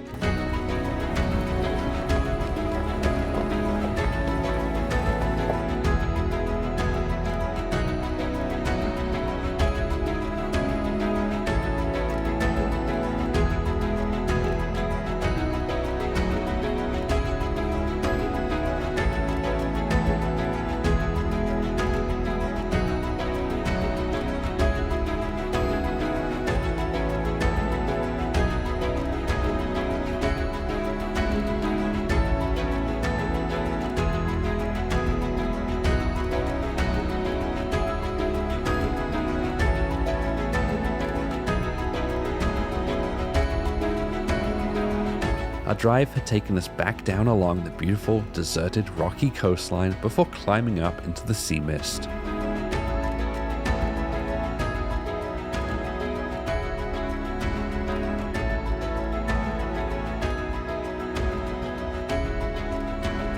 I usually try to avoid paved roads like this when I'm out on these trips, especially ones in as poor condition as this.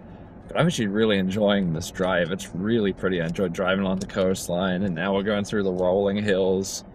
And a lot of it actually reminds me of a lot of places I've been to in the UK growing up. I don't mind this at all. I really like it. As we turned inland, we left the cool, damp air behind and made our way along wide open, dry, grassy hills with fantastic views.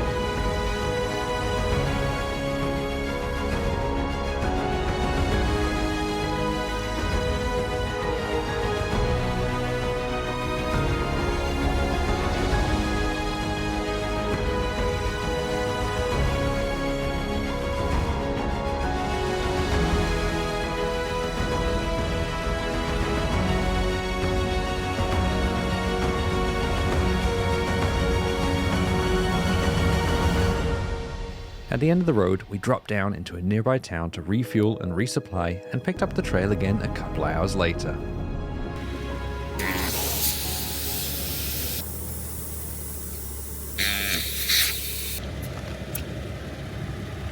We're all fueled up. We picked up a few more supplies and groceries in town while we were there, and back out on the road. And we're on an unpaved road this time. This is a pretty rough unpaved one, done about half a mile so far. Very washboardy on this hill climb.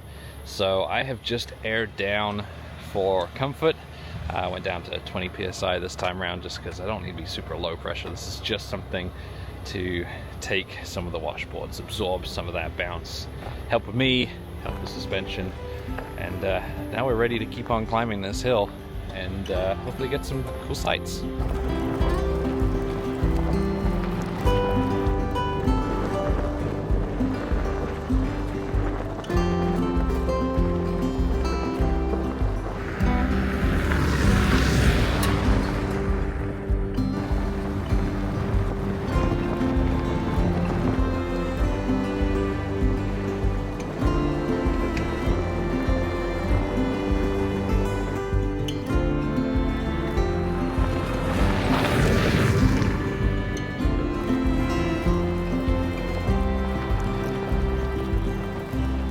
Something I've noticed about this area of California is there is a lot of private land, very little BLM, like only a few patches of BLM here and there, which is something I'm not used to at all. I think of all of what I've done, last night's campground was obviously BLM, and then the night before was BLM as well, but those are in tiny little patches of BLM land. The rest of the public land is a few state parks scattered here and there, and then of course there's a national park further to the north, but you have to pay to camp at those, so there's not a lot of dispersed camping. Despite being mostly private land, the area had very little development and was largely untouched. We'd started by climbing through miles of lush green forest, eventually making our way out into the wide open and dry golden hills of Northern California.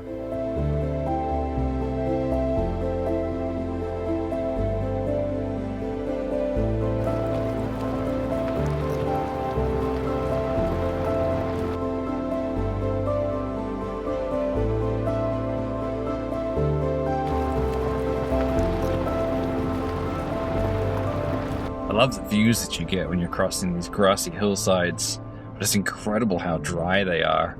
I would love to come through here after some rain and see all of these hills just covered in green grass. I bet that it's absolutely beautiful. Like, it's pretty enough as it is with it dry and dead, but yeah, I bet it's worth coming back here when it's rained. The Golden Hills are iconic to Northern California, but they're actually the result of an invasive species of grass from Europe. As settlers made their way across to California, they brought seeds with them, and this particular grass thrived to the point where it pushed out most of the purple-tinged native grasses.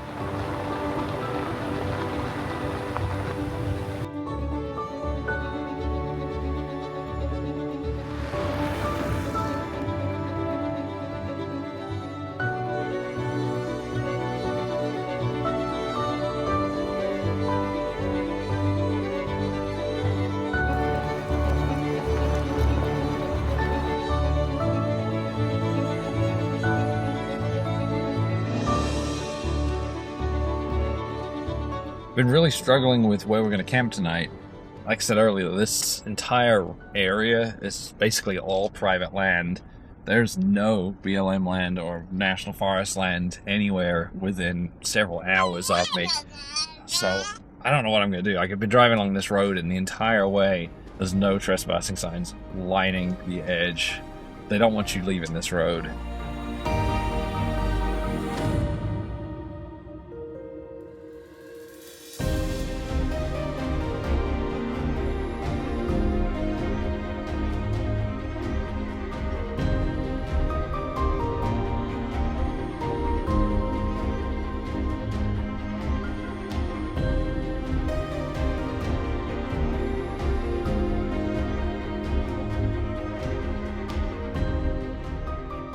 Having failed to find a place to camp along the way, we ended up staying in Eureka that night. This morning while we were getting ready, he was acting like his ear was bothering him, acting like it hurt him, and he recently got over an ear infection, at least I think he did. So I'm worried that he either didn't get over it, or it's come back, or he's developed another one. So we're going to go to an urgent care clinic and get it checked out. I would rather waste the money and time now to find out that, I don't know, he had an itchy ear or something silly like that, than I would keep going away from this area and then him get miserable. So we're going to go in and I'll let you know how it goes. In 1,000. You want out? Yeah.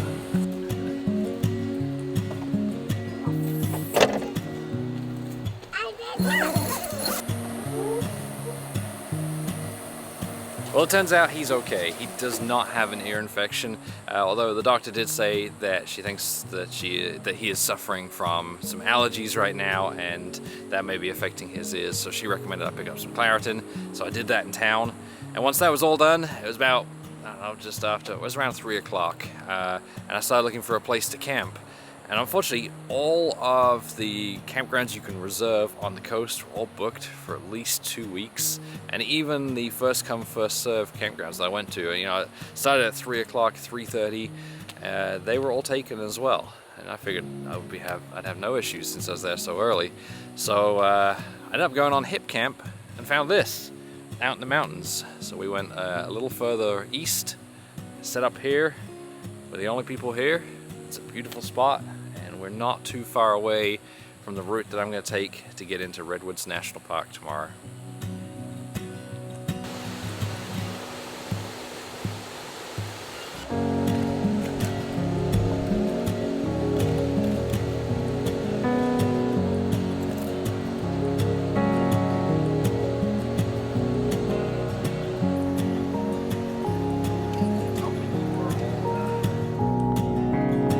Yesterday I was talking to someone about getting to Redwoods National Park, and I told her I was planning on taking the southeast road to get to the park. She looked at me funny and said, "You don't want to take that road. It's really rough, it's unpaved, it's narrow, it's winding, it's just not a very pleasant drive." Sounds perfect. Let's pack up and go.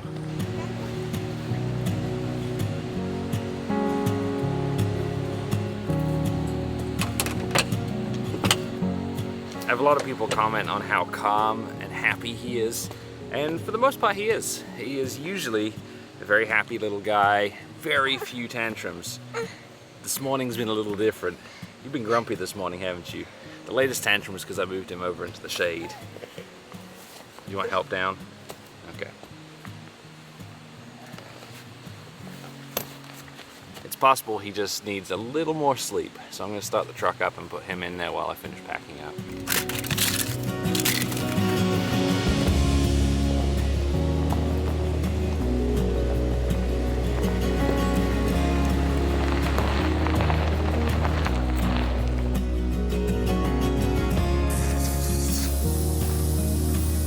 We're actually a really long way from the national park still, and we've already hit unpaved roads. They are washboardy, they are a little rough. I don't think they're going to be nearly as bad as they were made out to be, but we're taking the time to air down. I think it'll help with the comfort. And the little guy's fast asleep in the back. He fell asleep basically as soon as we started moving, so I think that's why he was so grumpy. Hopefully when he wakes up in, I don't know, an hour or so, he's a lot happier.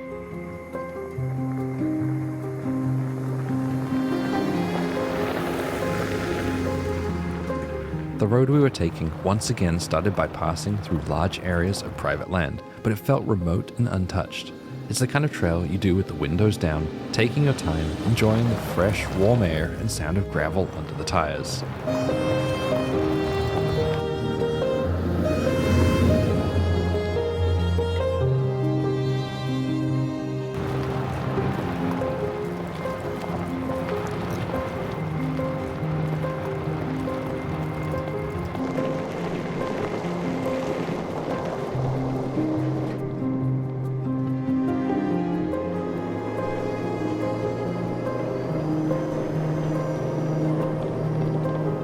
As it climbed, the road made its way into the Hoopa Valley Reservation, where it opened up to beautiful views.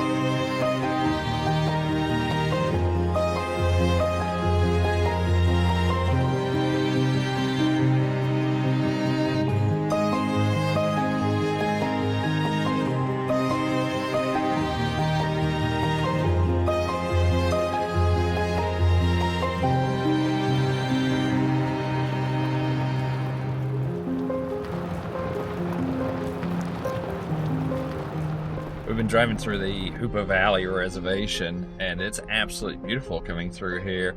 Totally different from a lot of the other stuff that we've been doing. And unlike everywhere else that I've been driving, I've seen some spots where you could potentially camp. I just don't know the rules about camping here. I don't know if they've got like a permit system or something like that. Definitely, if you're coming through here, it'd be worth looking into getting that if it is an option.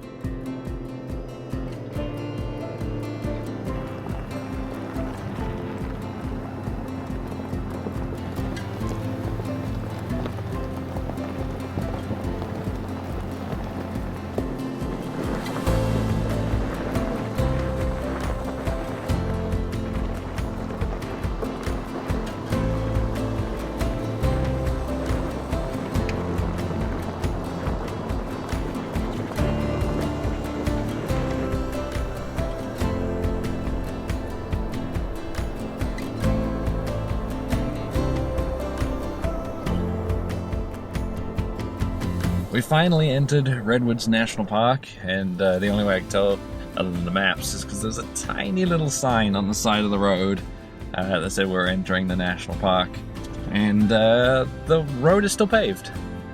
This looks like it's a very fresh pavement, and in fact there was a sign as we entered the park that was bigger than the park sign that said pavement ends. So I guess this is new. New enough that the person that I talked to didn't know about it. So we'll see if this continues. I'm not complaining because it's actually taken us hours to get here. It's 2:20 now, and I still want to go do some hikes in the park. So I'm okay if this road is easy and well maintained, because it means I can get to the hikes quicker.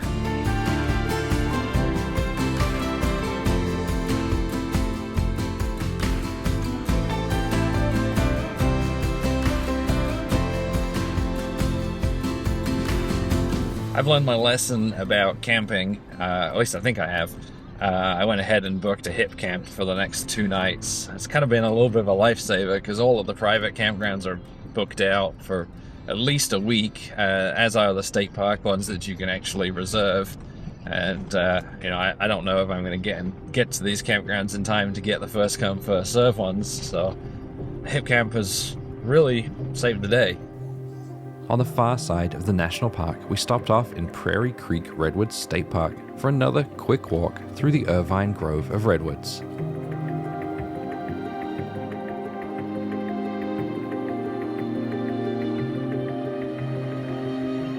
Yeah?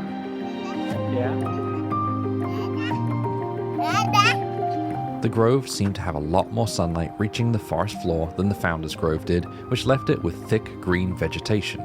Of course, it also had some enormous redwoods, including the 1,500-year-old big tree.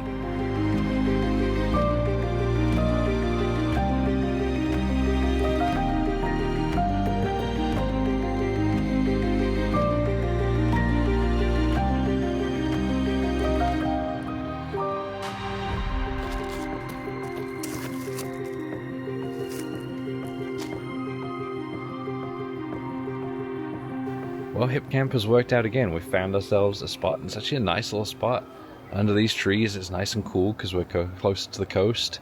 We're all set up, just about to start dinner, and then we're going to wait for my wife to come in. Elizabeth's going to be joining us tonight. I think she's going to be here probably around 9:30 to 10 o'clock. So it's a fairly long drive, but I know I'm excited because we haven't seen her in quite some time. I don't think he understands, but I'm sure he'll be happy to see her too. Well, hello. Nice of you to join us. Beautiful drive. Yeah, it is a great drive. Probably better in the day. Probably. Well, she made it, and she's gonna be the first person to sleep in this James Brew tent that they gave us that we didn't ask for. But we'll take it because they're nice tents. So we're gonna get this set up by the light of my handles. Little Heretic handles. Those things are fantastic. Look at all that light.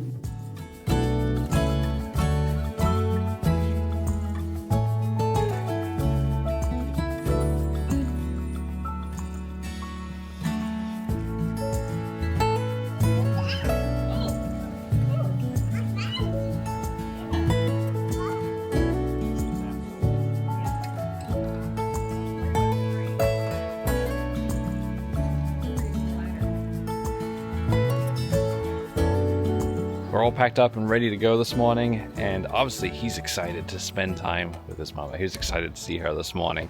And today we're gonna do some fun stuff, both of them. I think the first stop is called Trees of Mystery. All right, we are going 1 mile down the road to Trees of Mystery. Okay. Oh, you don't like it? He'll probably like it. What is it?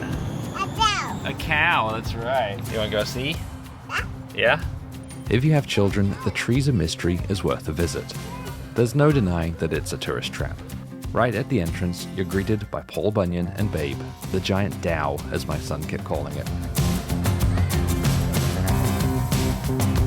As you walk through, there are dozens of trees named for their size, shape, and strange features. Right.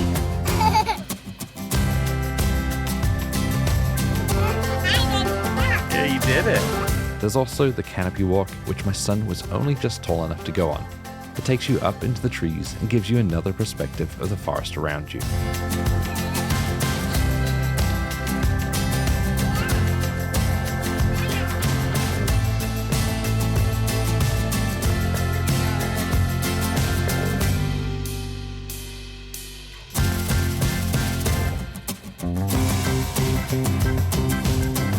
gondola ride takes you up almost 1,600 feet through the giant redwoods, and of course my son absolutely loved it.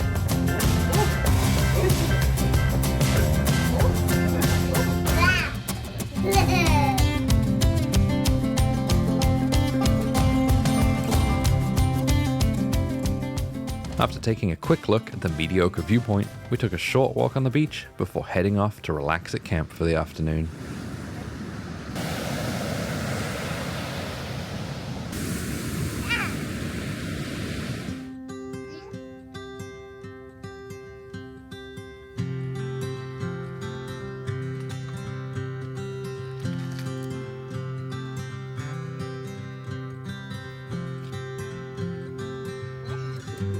We just got set up at our hip camp, and once again, I'm really impressed with these. Like, I'm really enjoying these hip camps, and it's not like we have any other option here, but it's worked out really well. This one is nice, flat, grassy field, perfect for playing. The little guy's set up over there with some blocks we picked up earlier at the, I think it was a Mystic Forest or whatever it was, and he's having a lot of fun. And the weather, it couldn't be better. I just checked, it's right at 67 degrees. There's a nice gentle breeze. We're in the shade under a tree here. This is a perfect evening. So I'm glad we got here a little early to set up, have time to relax and play.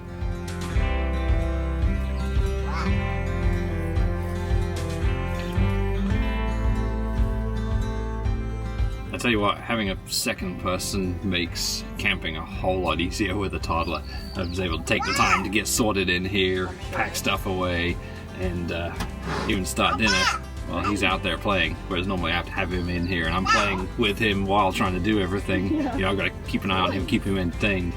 So it's a lot easier. Still a lot of fun going by myself with him, but Yeah. I'll take two. But we're still doing microwave meals for tonight. Still fun by yourself? Well, I'm talking to the camera. Oh, I thought you were talking to me. No. Oh, I was interacting the whole time. You were. Having a whole one-sided conversation over here, and you're like, yeah. How you were talking over me. But we're still doing microwave meals for tonight because I'm lazy.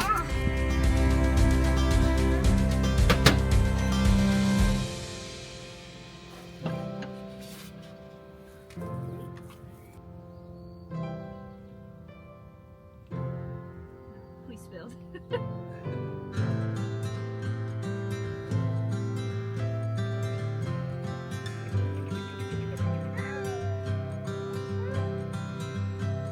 Well, we're all packed up and ready to go, and today we're going to head through a state park, which we'll obviously stop off in and take a little look around. But we should be heading up to some national forest, which is good news, because hopefully it means no more campgrounds, no more hip camps. I'm hoping there's some good camping out there. We'll see. The state park that we're heading through is Jebediah Smith Redwoods State Park, and there are a couple of ways through it. One of them is on the 101. We're going to go the back way, which is an unpaved road. I have no idea what it's like, but I'm hoping it's a little quieter.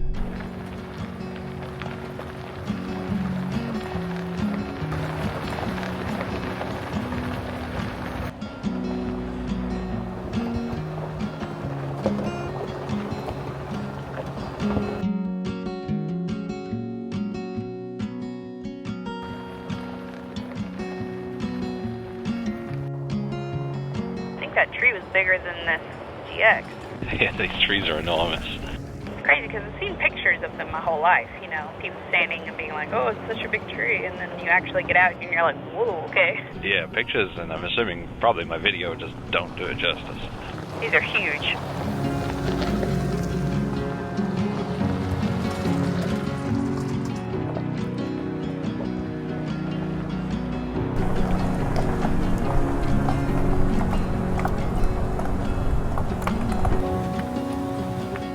So even though this road is obviously a lot quieter than the 101, it's still pretty busy, especially for a mostly single track paved road, coming across a lot of people, and it's very dusty with all these people driving back and forth on it. But still, I think it was worth driving this road. It's really pretty, and it's cool being up close to the redwoods versus just driving past them all on the 101.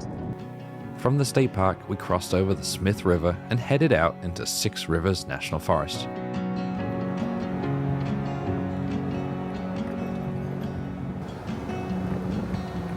We're out of the state park and we're in the national forest, which is actually kind of exciting to be back in national forest because hopefully it means camping is going to be a lot easier. So we're going to be on the lookout for places to camp as we go. Right now it's early afternoon, so we've got a while yet. We've got plenty of time to find something cool. It is just a Forest Service road. It looks like it's pretty well maintained, but we're just airing down for comfort again. It's just nicer. It's just nicer to be aired down a little bit, and it's so quick and easy, might as well do it. So we're gonna keep heading into the forest, up into the hills here, and keep our eyes peeled for a great sight.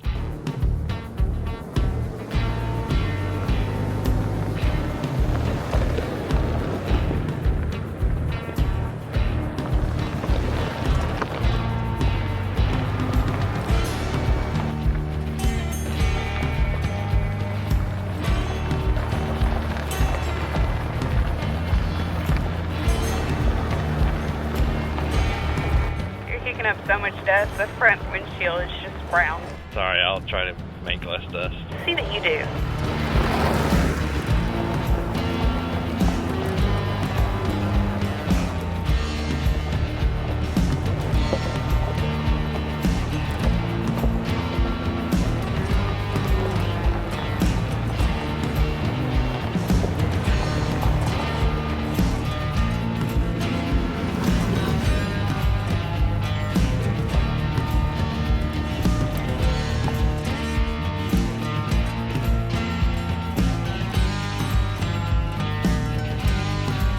One of the key things about Onyx that really sets it apart from a lot of the other apps that are available is that it has a lot of curated trails on there. This one that we're on right now happens to be one of them, although I didn't actually find this one or choose this one because of Onyx. I actually had a friend send me, a friend Kara from Ozark Overland Adventures. She did a whole route through here and recorded the whole way, and I've been using a lot of her tracks, so she sent me the GPX files for it, and that's the dotted blue line that I'm following on the screen here. As we continued to climb, the forest thinned and we started coming across places to camp off the side of the road with views of the ocean to the west. That'd be a cool spot to camp with that overlook. Yeah, it's way too early though. Oh, I know. I'll mark it for Patreon.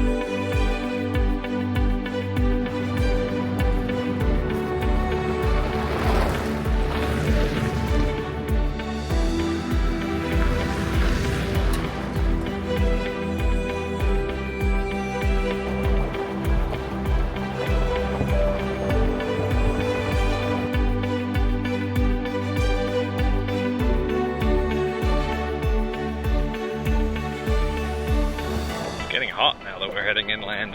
When we were in the Redwoods State Park earlier, it was 55, now it's 89. That's a big difference. Yeah, it is amazing how quickly it heats up.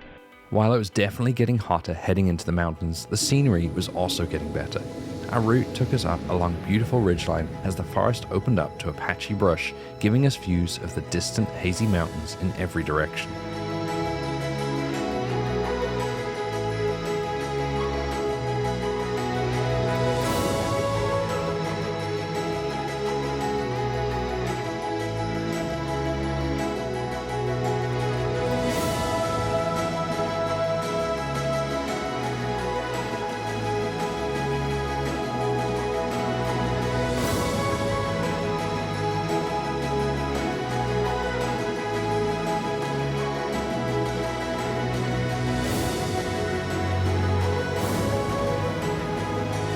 We passed a bunch of campsites along the ridgeline here, and these are great wide open campsites with views across the mountains.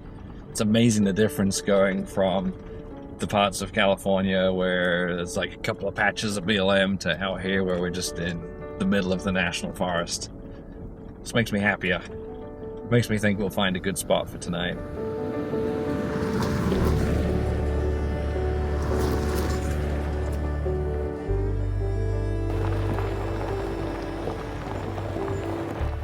Oregon's about a half mile to our left right now.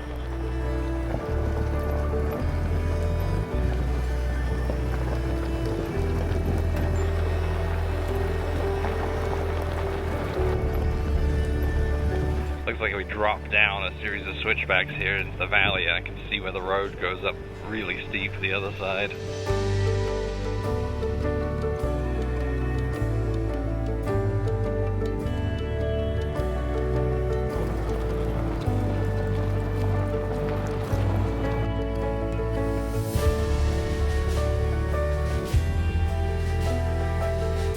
it was a steep drop into the valley. Are you engine braking? I'm in first gear. Man, your truck sucks. Yeah, I'm gonna go into low just because I am riding the brakes the whole way. We took our time heading down. It was worth it for the views of the colourful mountains and the Smith River, one of 6 rivers giving the forest its name, which cuts its way through the steep canyon walls.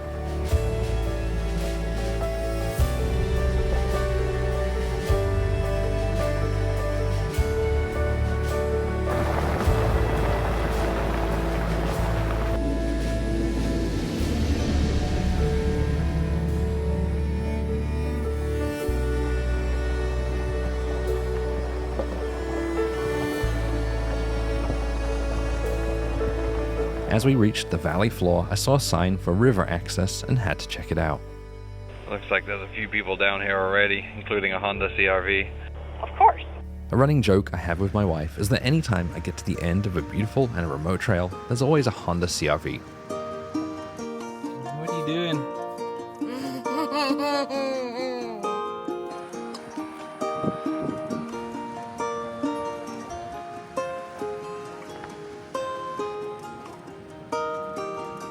When we got down to the water, we understood why this was a popular spot. The cool, slow-flowing river offered the perfect place to relax and escape the heat. I tell you what, this is a pretty nice spot down here. And after talking about finding a place to camp that's not a campground, there is a National Forest campground just over the other side of the river here. Kind of tempted to stop and see what it's like. If it's nice and it's shaded, I might end up staying over there.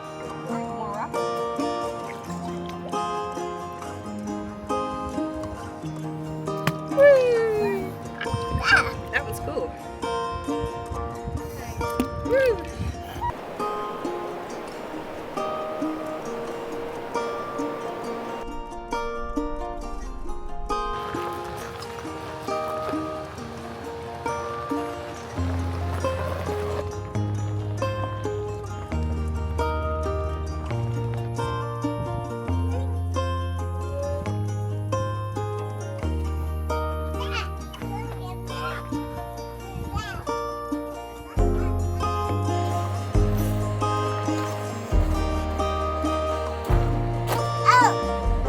Oh, you found your slug. So this whole time on this trip, I've been talking about how we're finally in the National Forest, so there'll finally be some dispersed camping that we can find. And we ended up staying at a campground past this one, and lots of trees, so plenty of shade. And then for the rest of the shade, we set up the awning here. It's actually super hot, so we set up the, got the misters going, which helps a lot.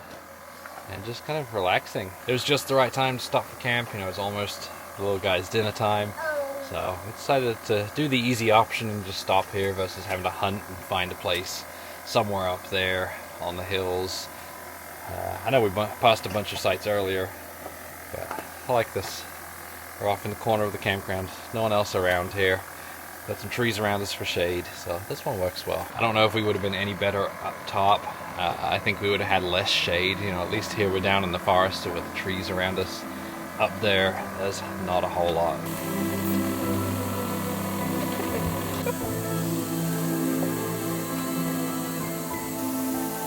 You approve? Yeah.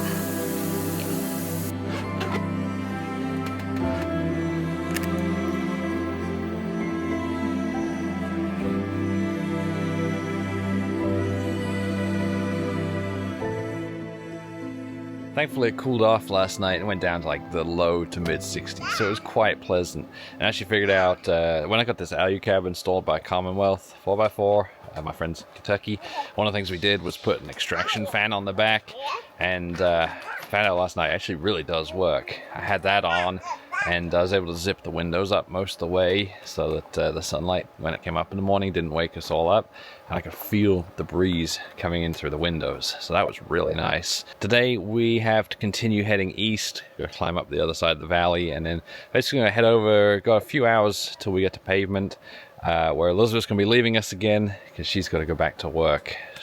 Tomorrow's Monday. She's got a few hours drive ahead of her once we reach the pavement. So we're gonna get packed up and we're gonna go.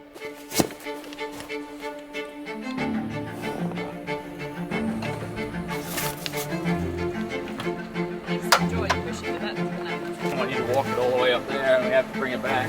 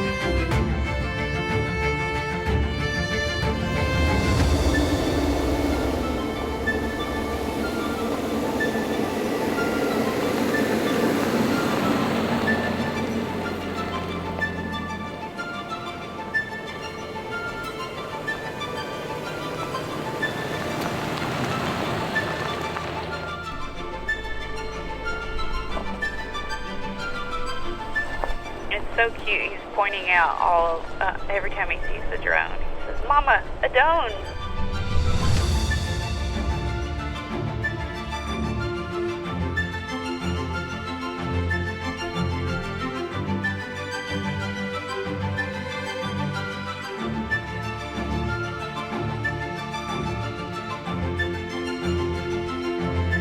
I've seen a few really cool looking campsites up here with great views like those ones just off to our left with views across, like 360 views. I think if we'd stayed up here, we would have been in the sun until like 8 o'clock, 9 o'clock, and it would have been just miserably hot the entire time. So I'm kind of glad we camped down in the valley.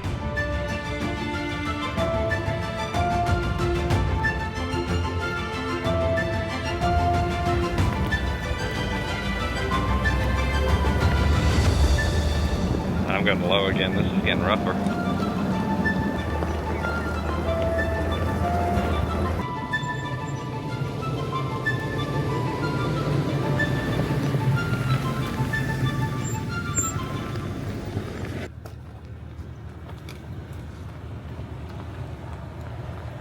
You fit through this a lot more easily than I do.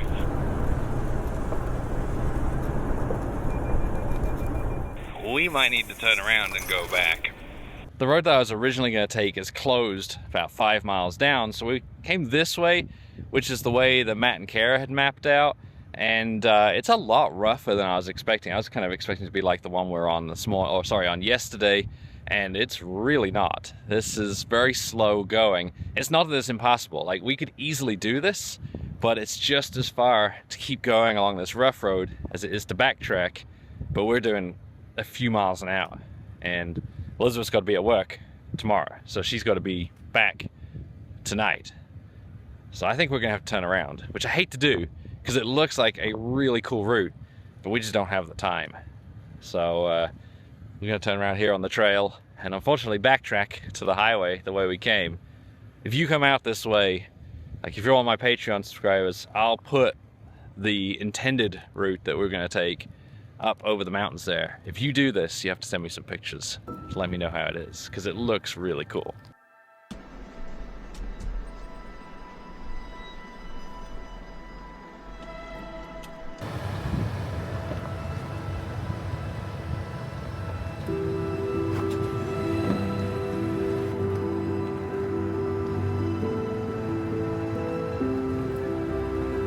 There's been a great test of the new Ironman Foam Star Pro Lift that we put on there. Did washboards the whole way here, which perfect on, and now kind of slightly rocky, slightly rough terrain, and it's been great.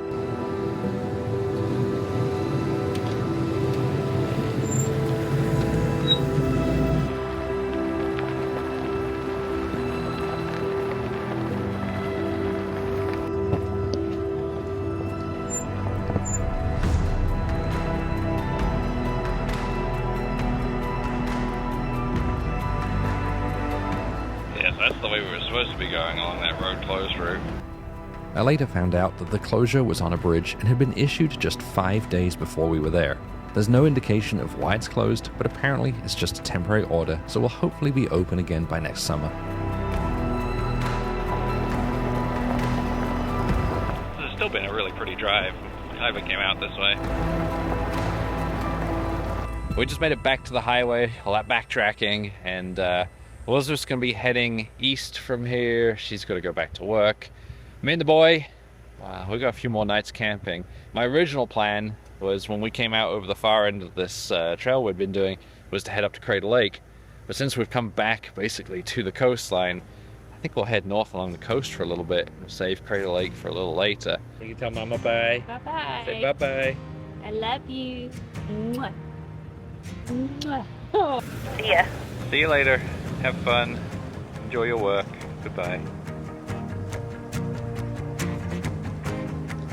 Hey, you wanna go do some adventure? Let's go. Our drive along the 101 took us into Oregon and along its incredible rugged coast. As I was passing Pistol River Beach, I knew I had to stop and check it out.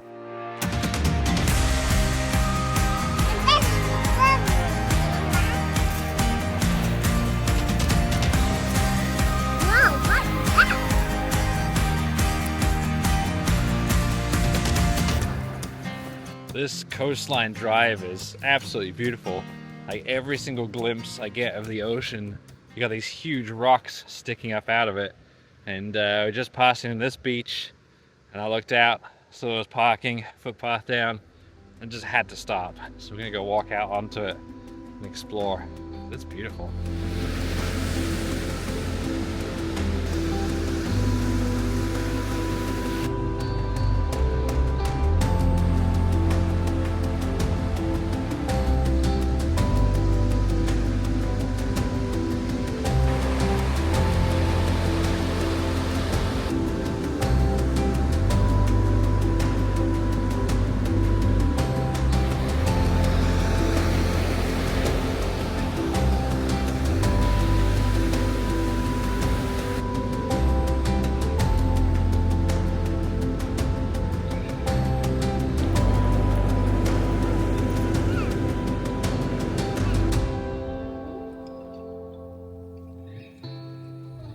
Decided tonight that we'd get another hip camp again. Of course, coming up the coastline again, there's not a whole lot of wild camping or dispersed camping unless you go up into the mountains, and I wanted to stay on the coast, which leaves me RV resorts or this, and I think I made the good choice. This is on a ranch, so nice big open field for us to camp in. We've got trees that should give us shade tomorrow morning when the sun comes up, which will be nice. And there's also apparently a bunch of horses, cows, and chickens on the farm here. But for tonight, we're gonna relax, and I just put mac and cheese in for the little guy.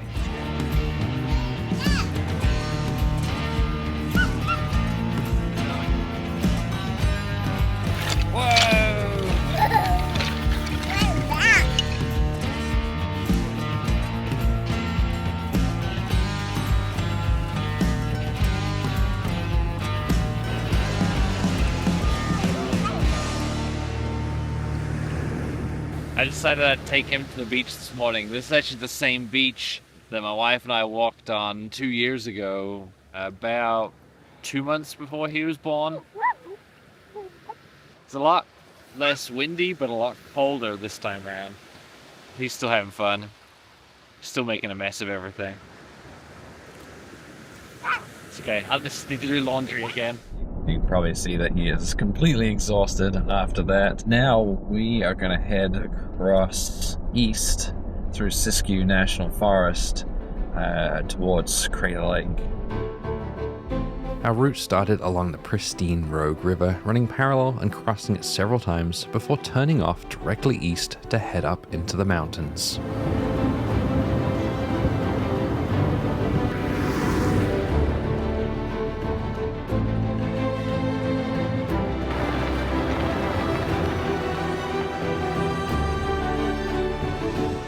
As we made our way inland and climbed, the dense coastal forests gave way to steep, patchy hillsides with large clearings that offered amazing views across the distant ridgelines. This is one of my favorite drives.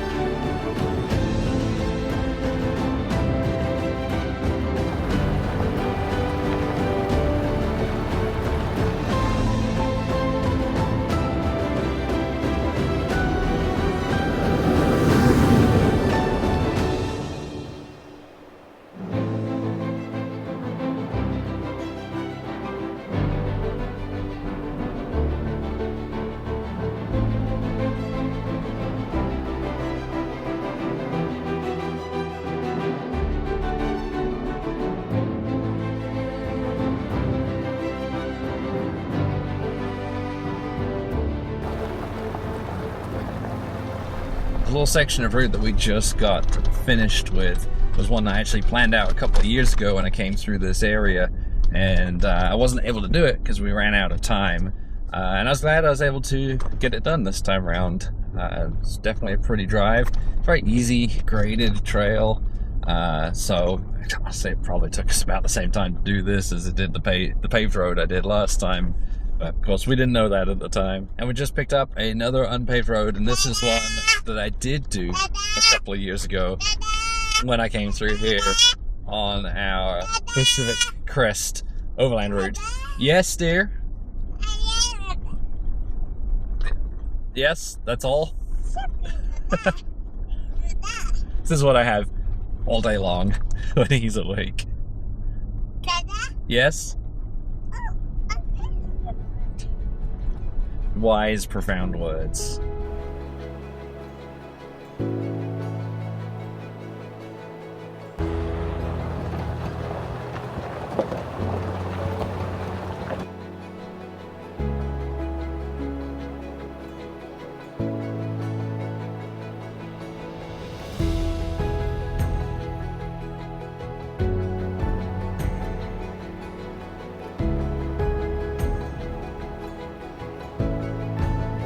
With it getting on in the day, I'd been looking for a place to camp and had noticed a side road on the map that was worth checking out.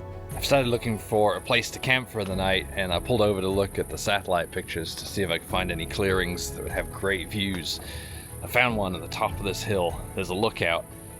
Unfortunately, it's gated off, which sucks, because that would have been a really cool spot. We have driven past a few potential campsites as we've been driving, but they've all been right on the edge of cliffs, and although I guess I could keep the lookout contained in the back here, the cliff edge is less than ideal now with a toddler, so I'll keep looking.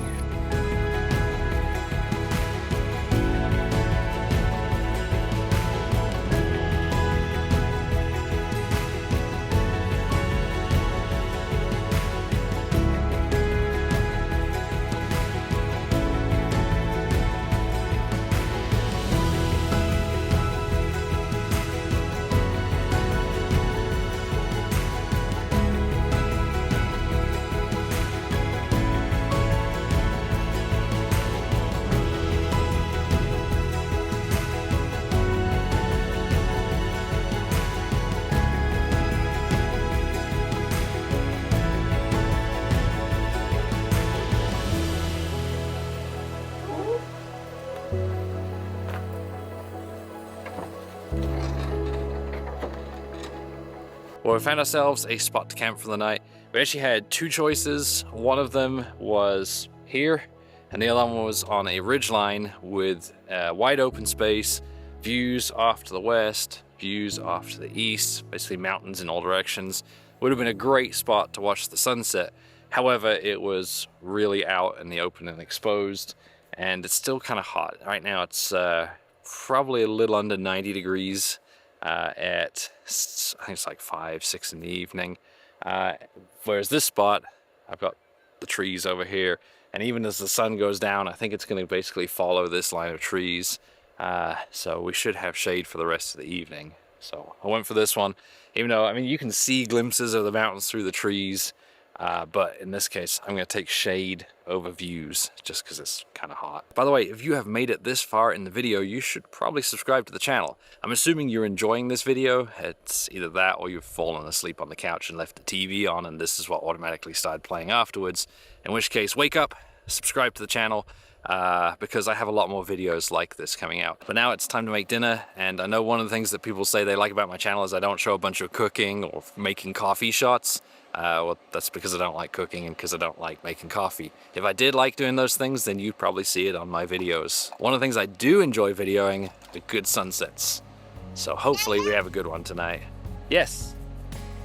You want to eat? Okay, we'll get food going. As the peaks and clouds were lit by the soft, warm glow of the setting sun, the birds came out, putting on an aerobatic display as they caught their evening meals.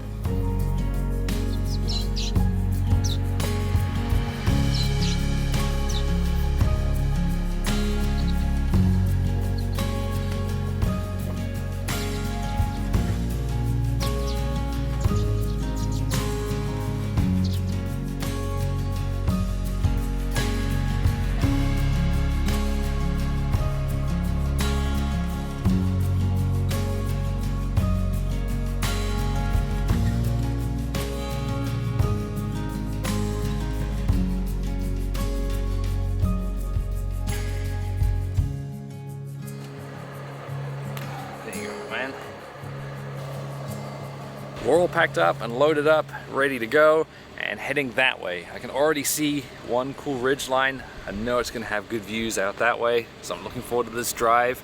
And if I remember correctly from when we came through here 2 years ago, there was also a fire lookout that we had to skip because of time. So we're going to head up there and check it out.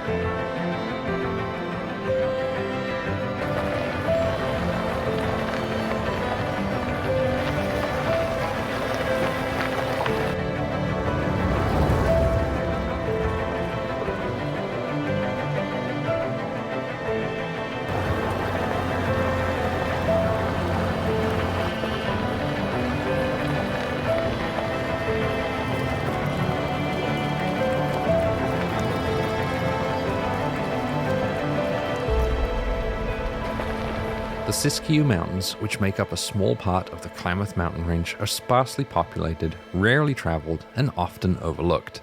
They're one of the wildest places along the lower 48 Pacific Coast ranges and have views for days.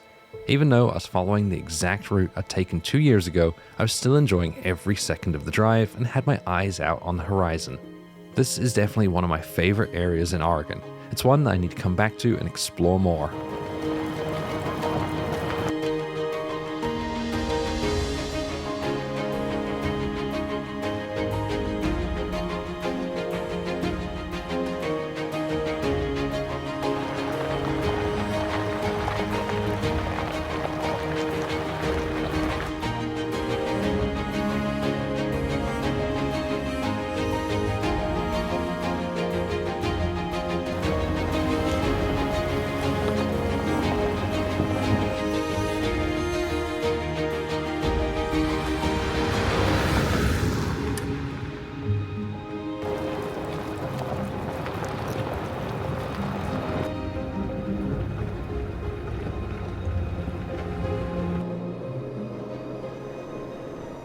There is a short section of this trail where it's a little narrower, a little more rocky, has, I don't want to call them obstacles, but some rocks to drive over, some dips to drive through, and a little steeper, loose rock.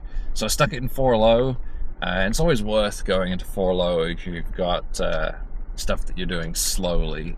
It just gives you better throttle control and reduces the strain on the engine transmission on those steep hill climbs, and means you use the brakes less when you're descending. And of course, anytime I give advice like that, I have someone comment saying like, you don't need to, and they're right, you don't need to. But for some reason, people think it makes them more manly to not use the tools they have.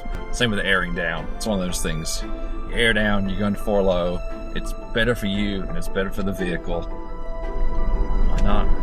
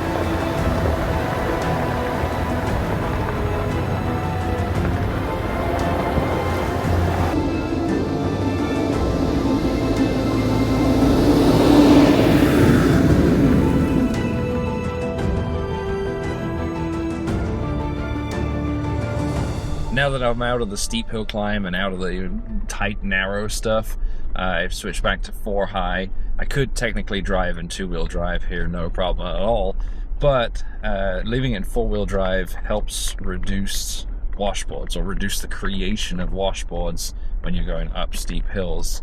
So it's worth it, even though you don't need it, it's worth it to kind of tread lightly, you know, to help keep that trail pleasant for other people to do. And now I see that the lookout is off to my left on the map.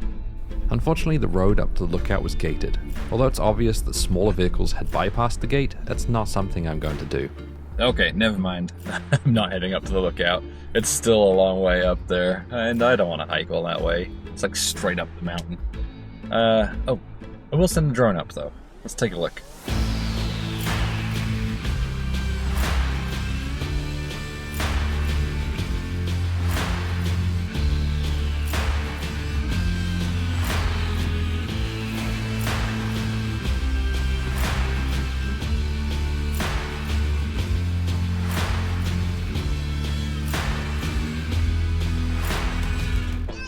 Yes. That's right. I didn't realize that there'd be people up there. They must have gone up and then locked the gate behind them. I didn't want to go buzzing around them on the drone, so I stayed, kept my distance. And now we're going to continue on down towards Grants Pass. At the eastern edge of the Siskiyou Mountains, the road gently winds its way back down towards the Rogue River and is once again an enjoyable mountain drive.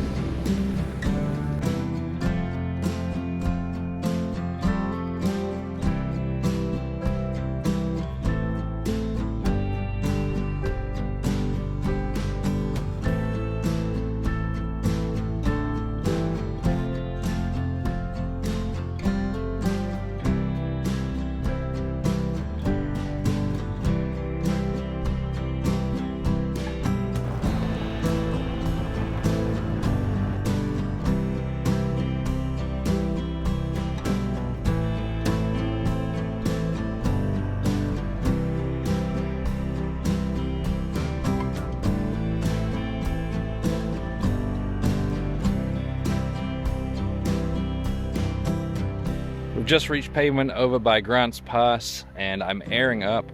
So we've got a good chunk of highway to go in order to get to Crater Lake for tonight. So gonna finish airing up, and then we'll see you over there.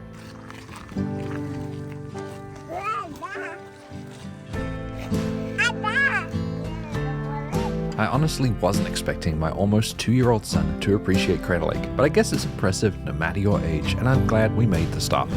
The lake in the ancient collapsed volcano is definitely a beautiful sight. Because of its depth and lack of sediments, it has an incredibly vibrant blue color, and the scale of the caldera is awe-inspiring.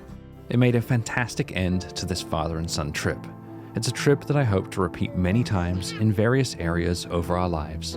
I also hope that by showing this to you, you see that just because someone tells you something is impossible doesn't mean you shouldn't try it. People will always tell you what can't be done, and most of the time, they're wrong. Where there's a will, there's a way. If you're a parent and you've been thinking about sharing your adventures with your child, you should.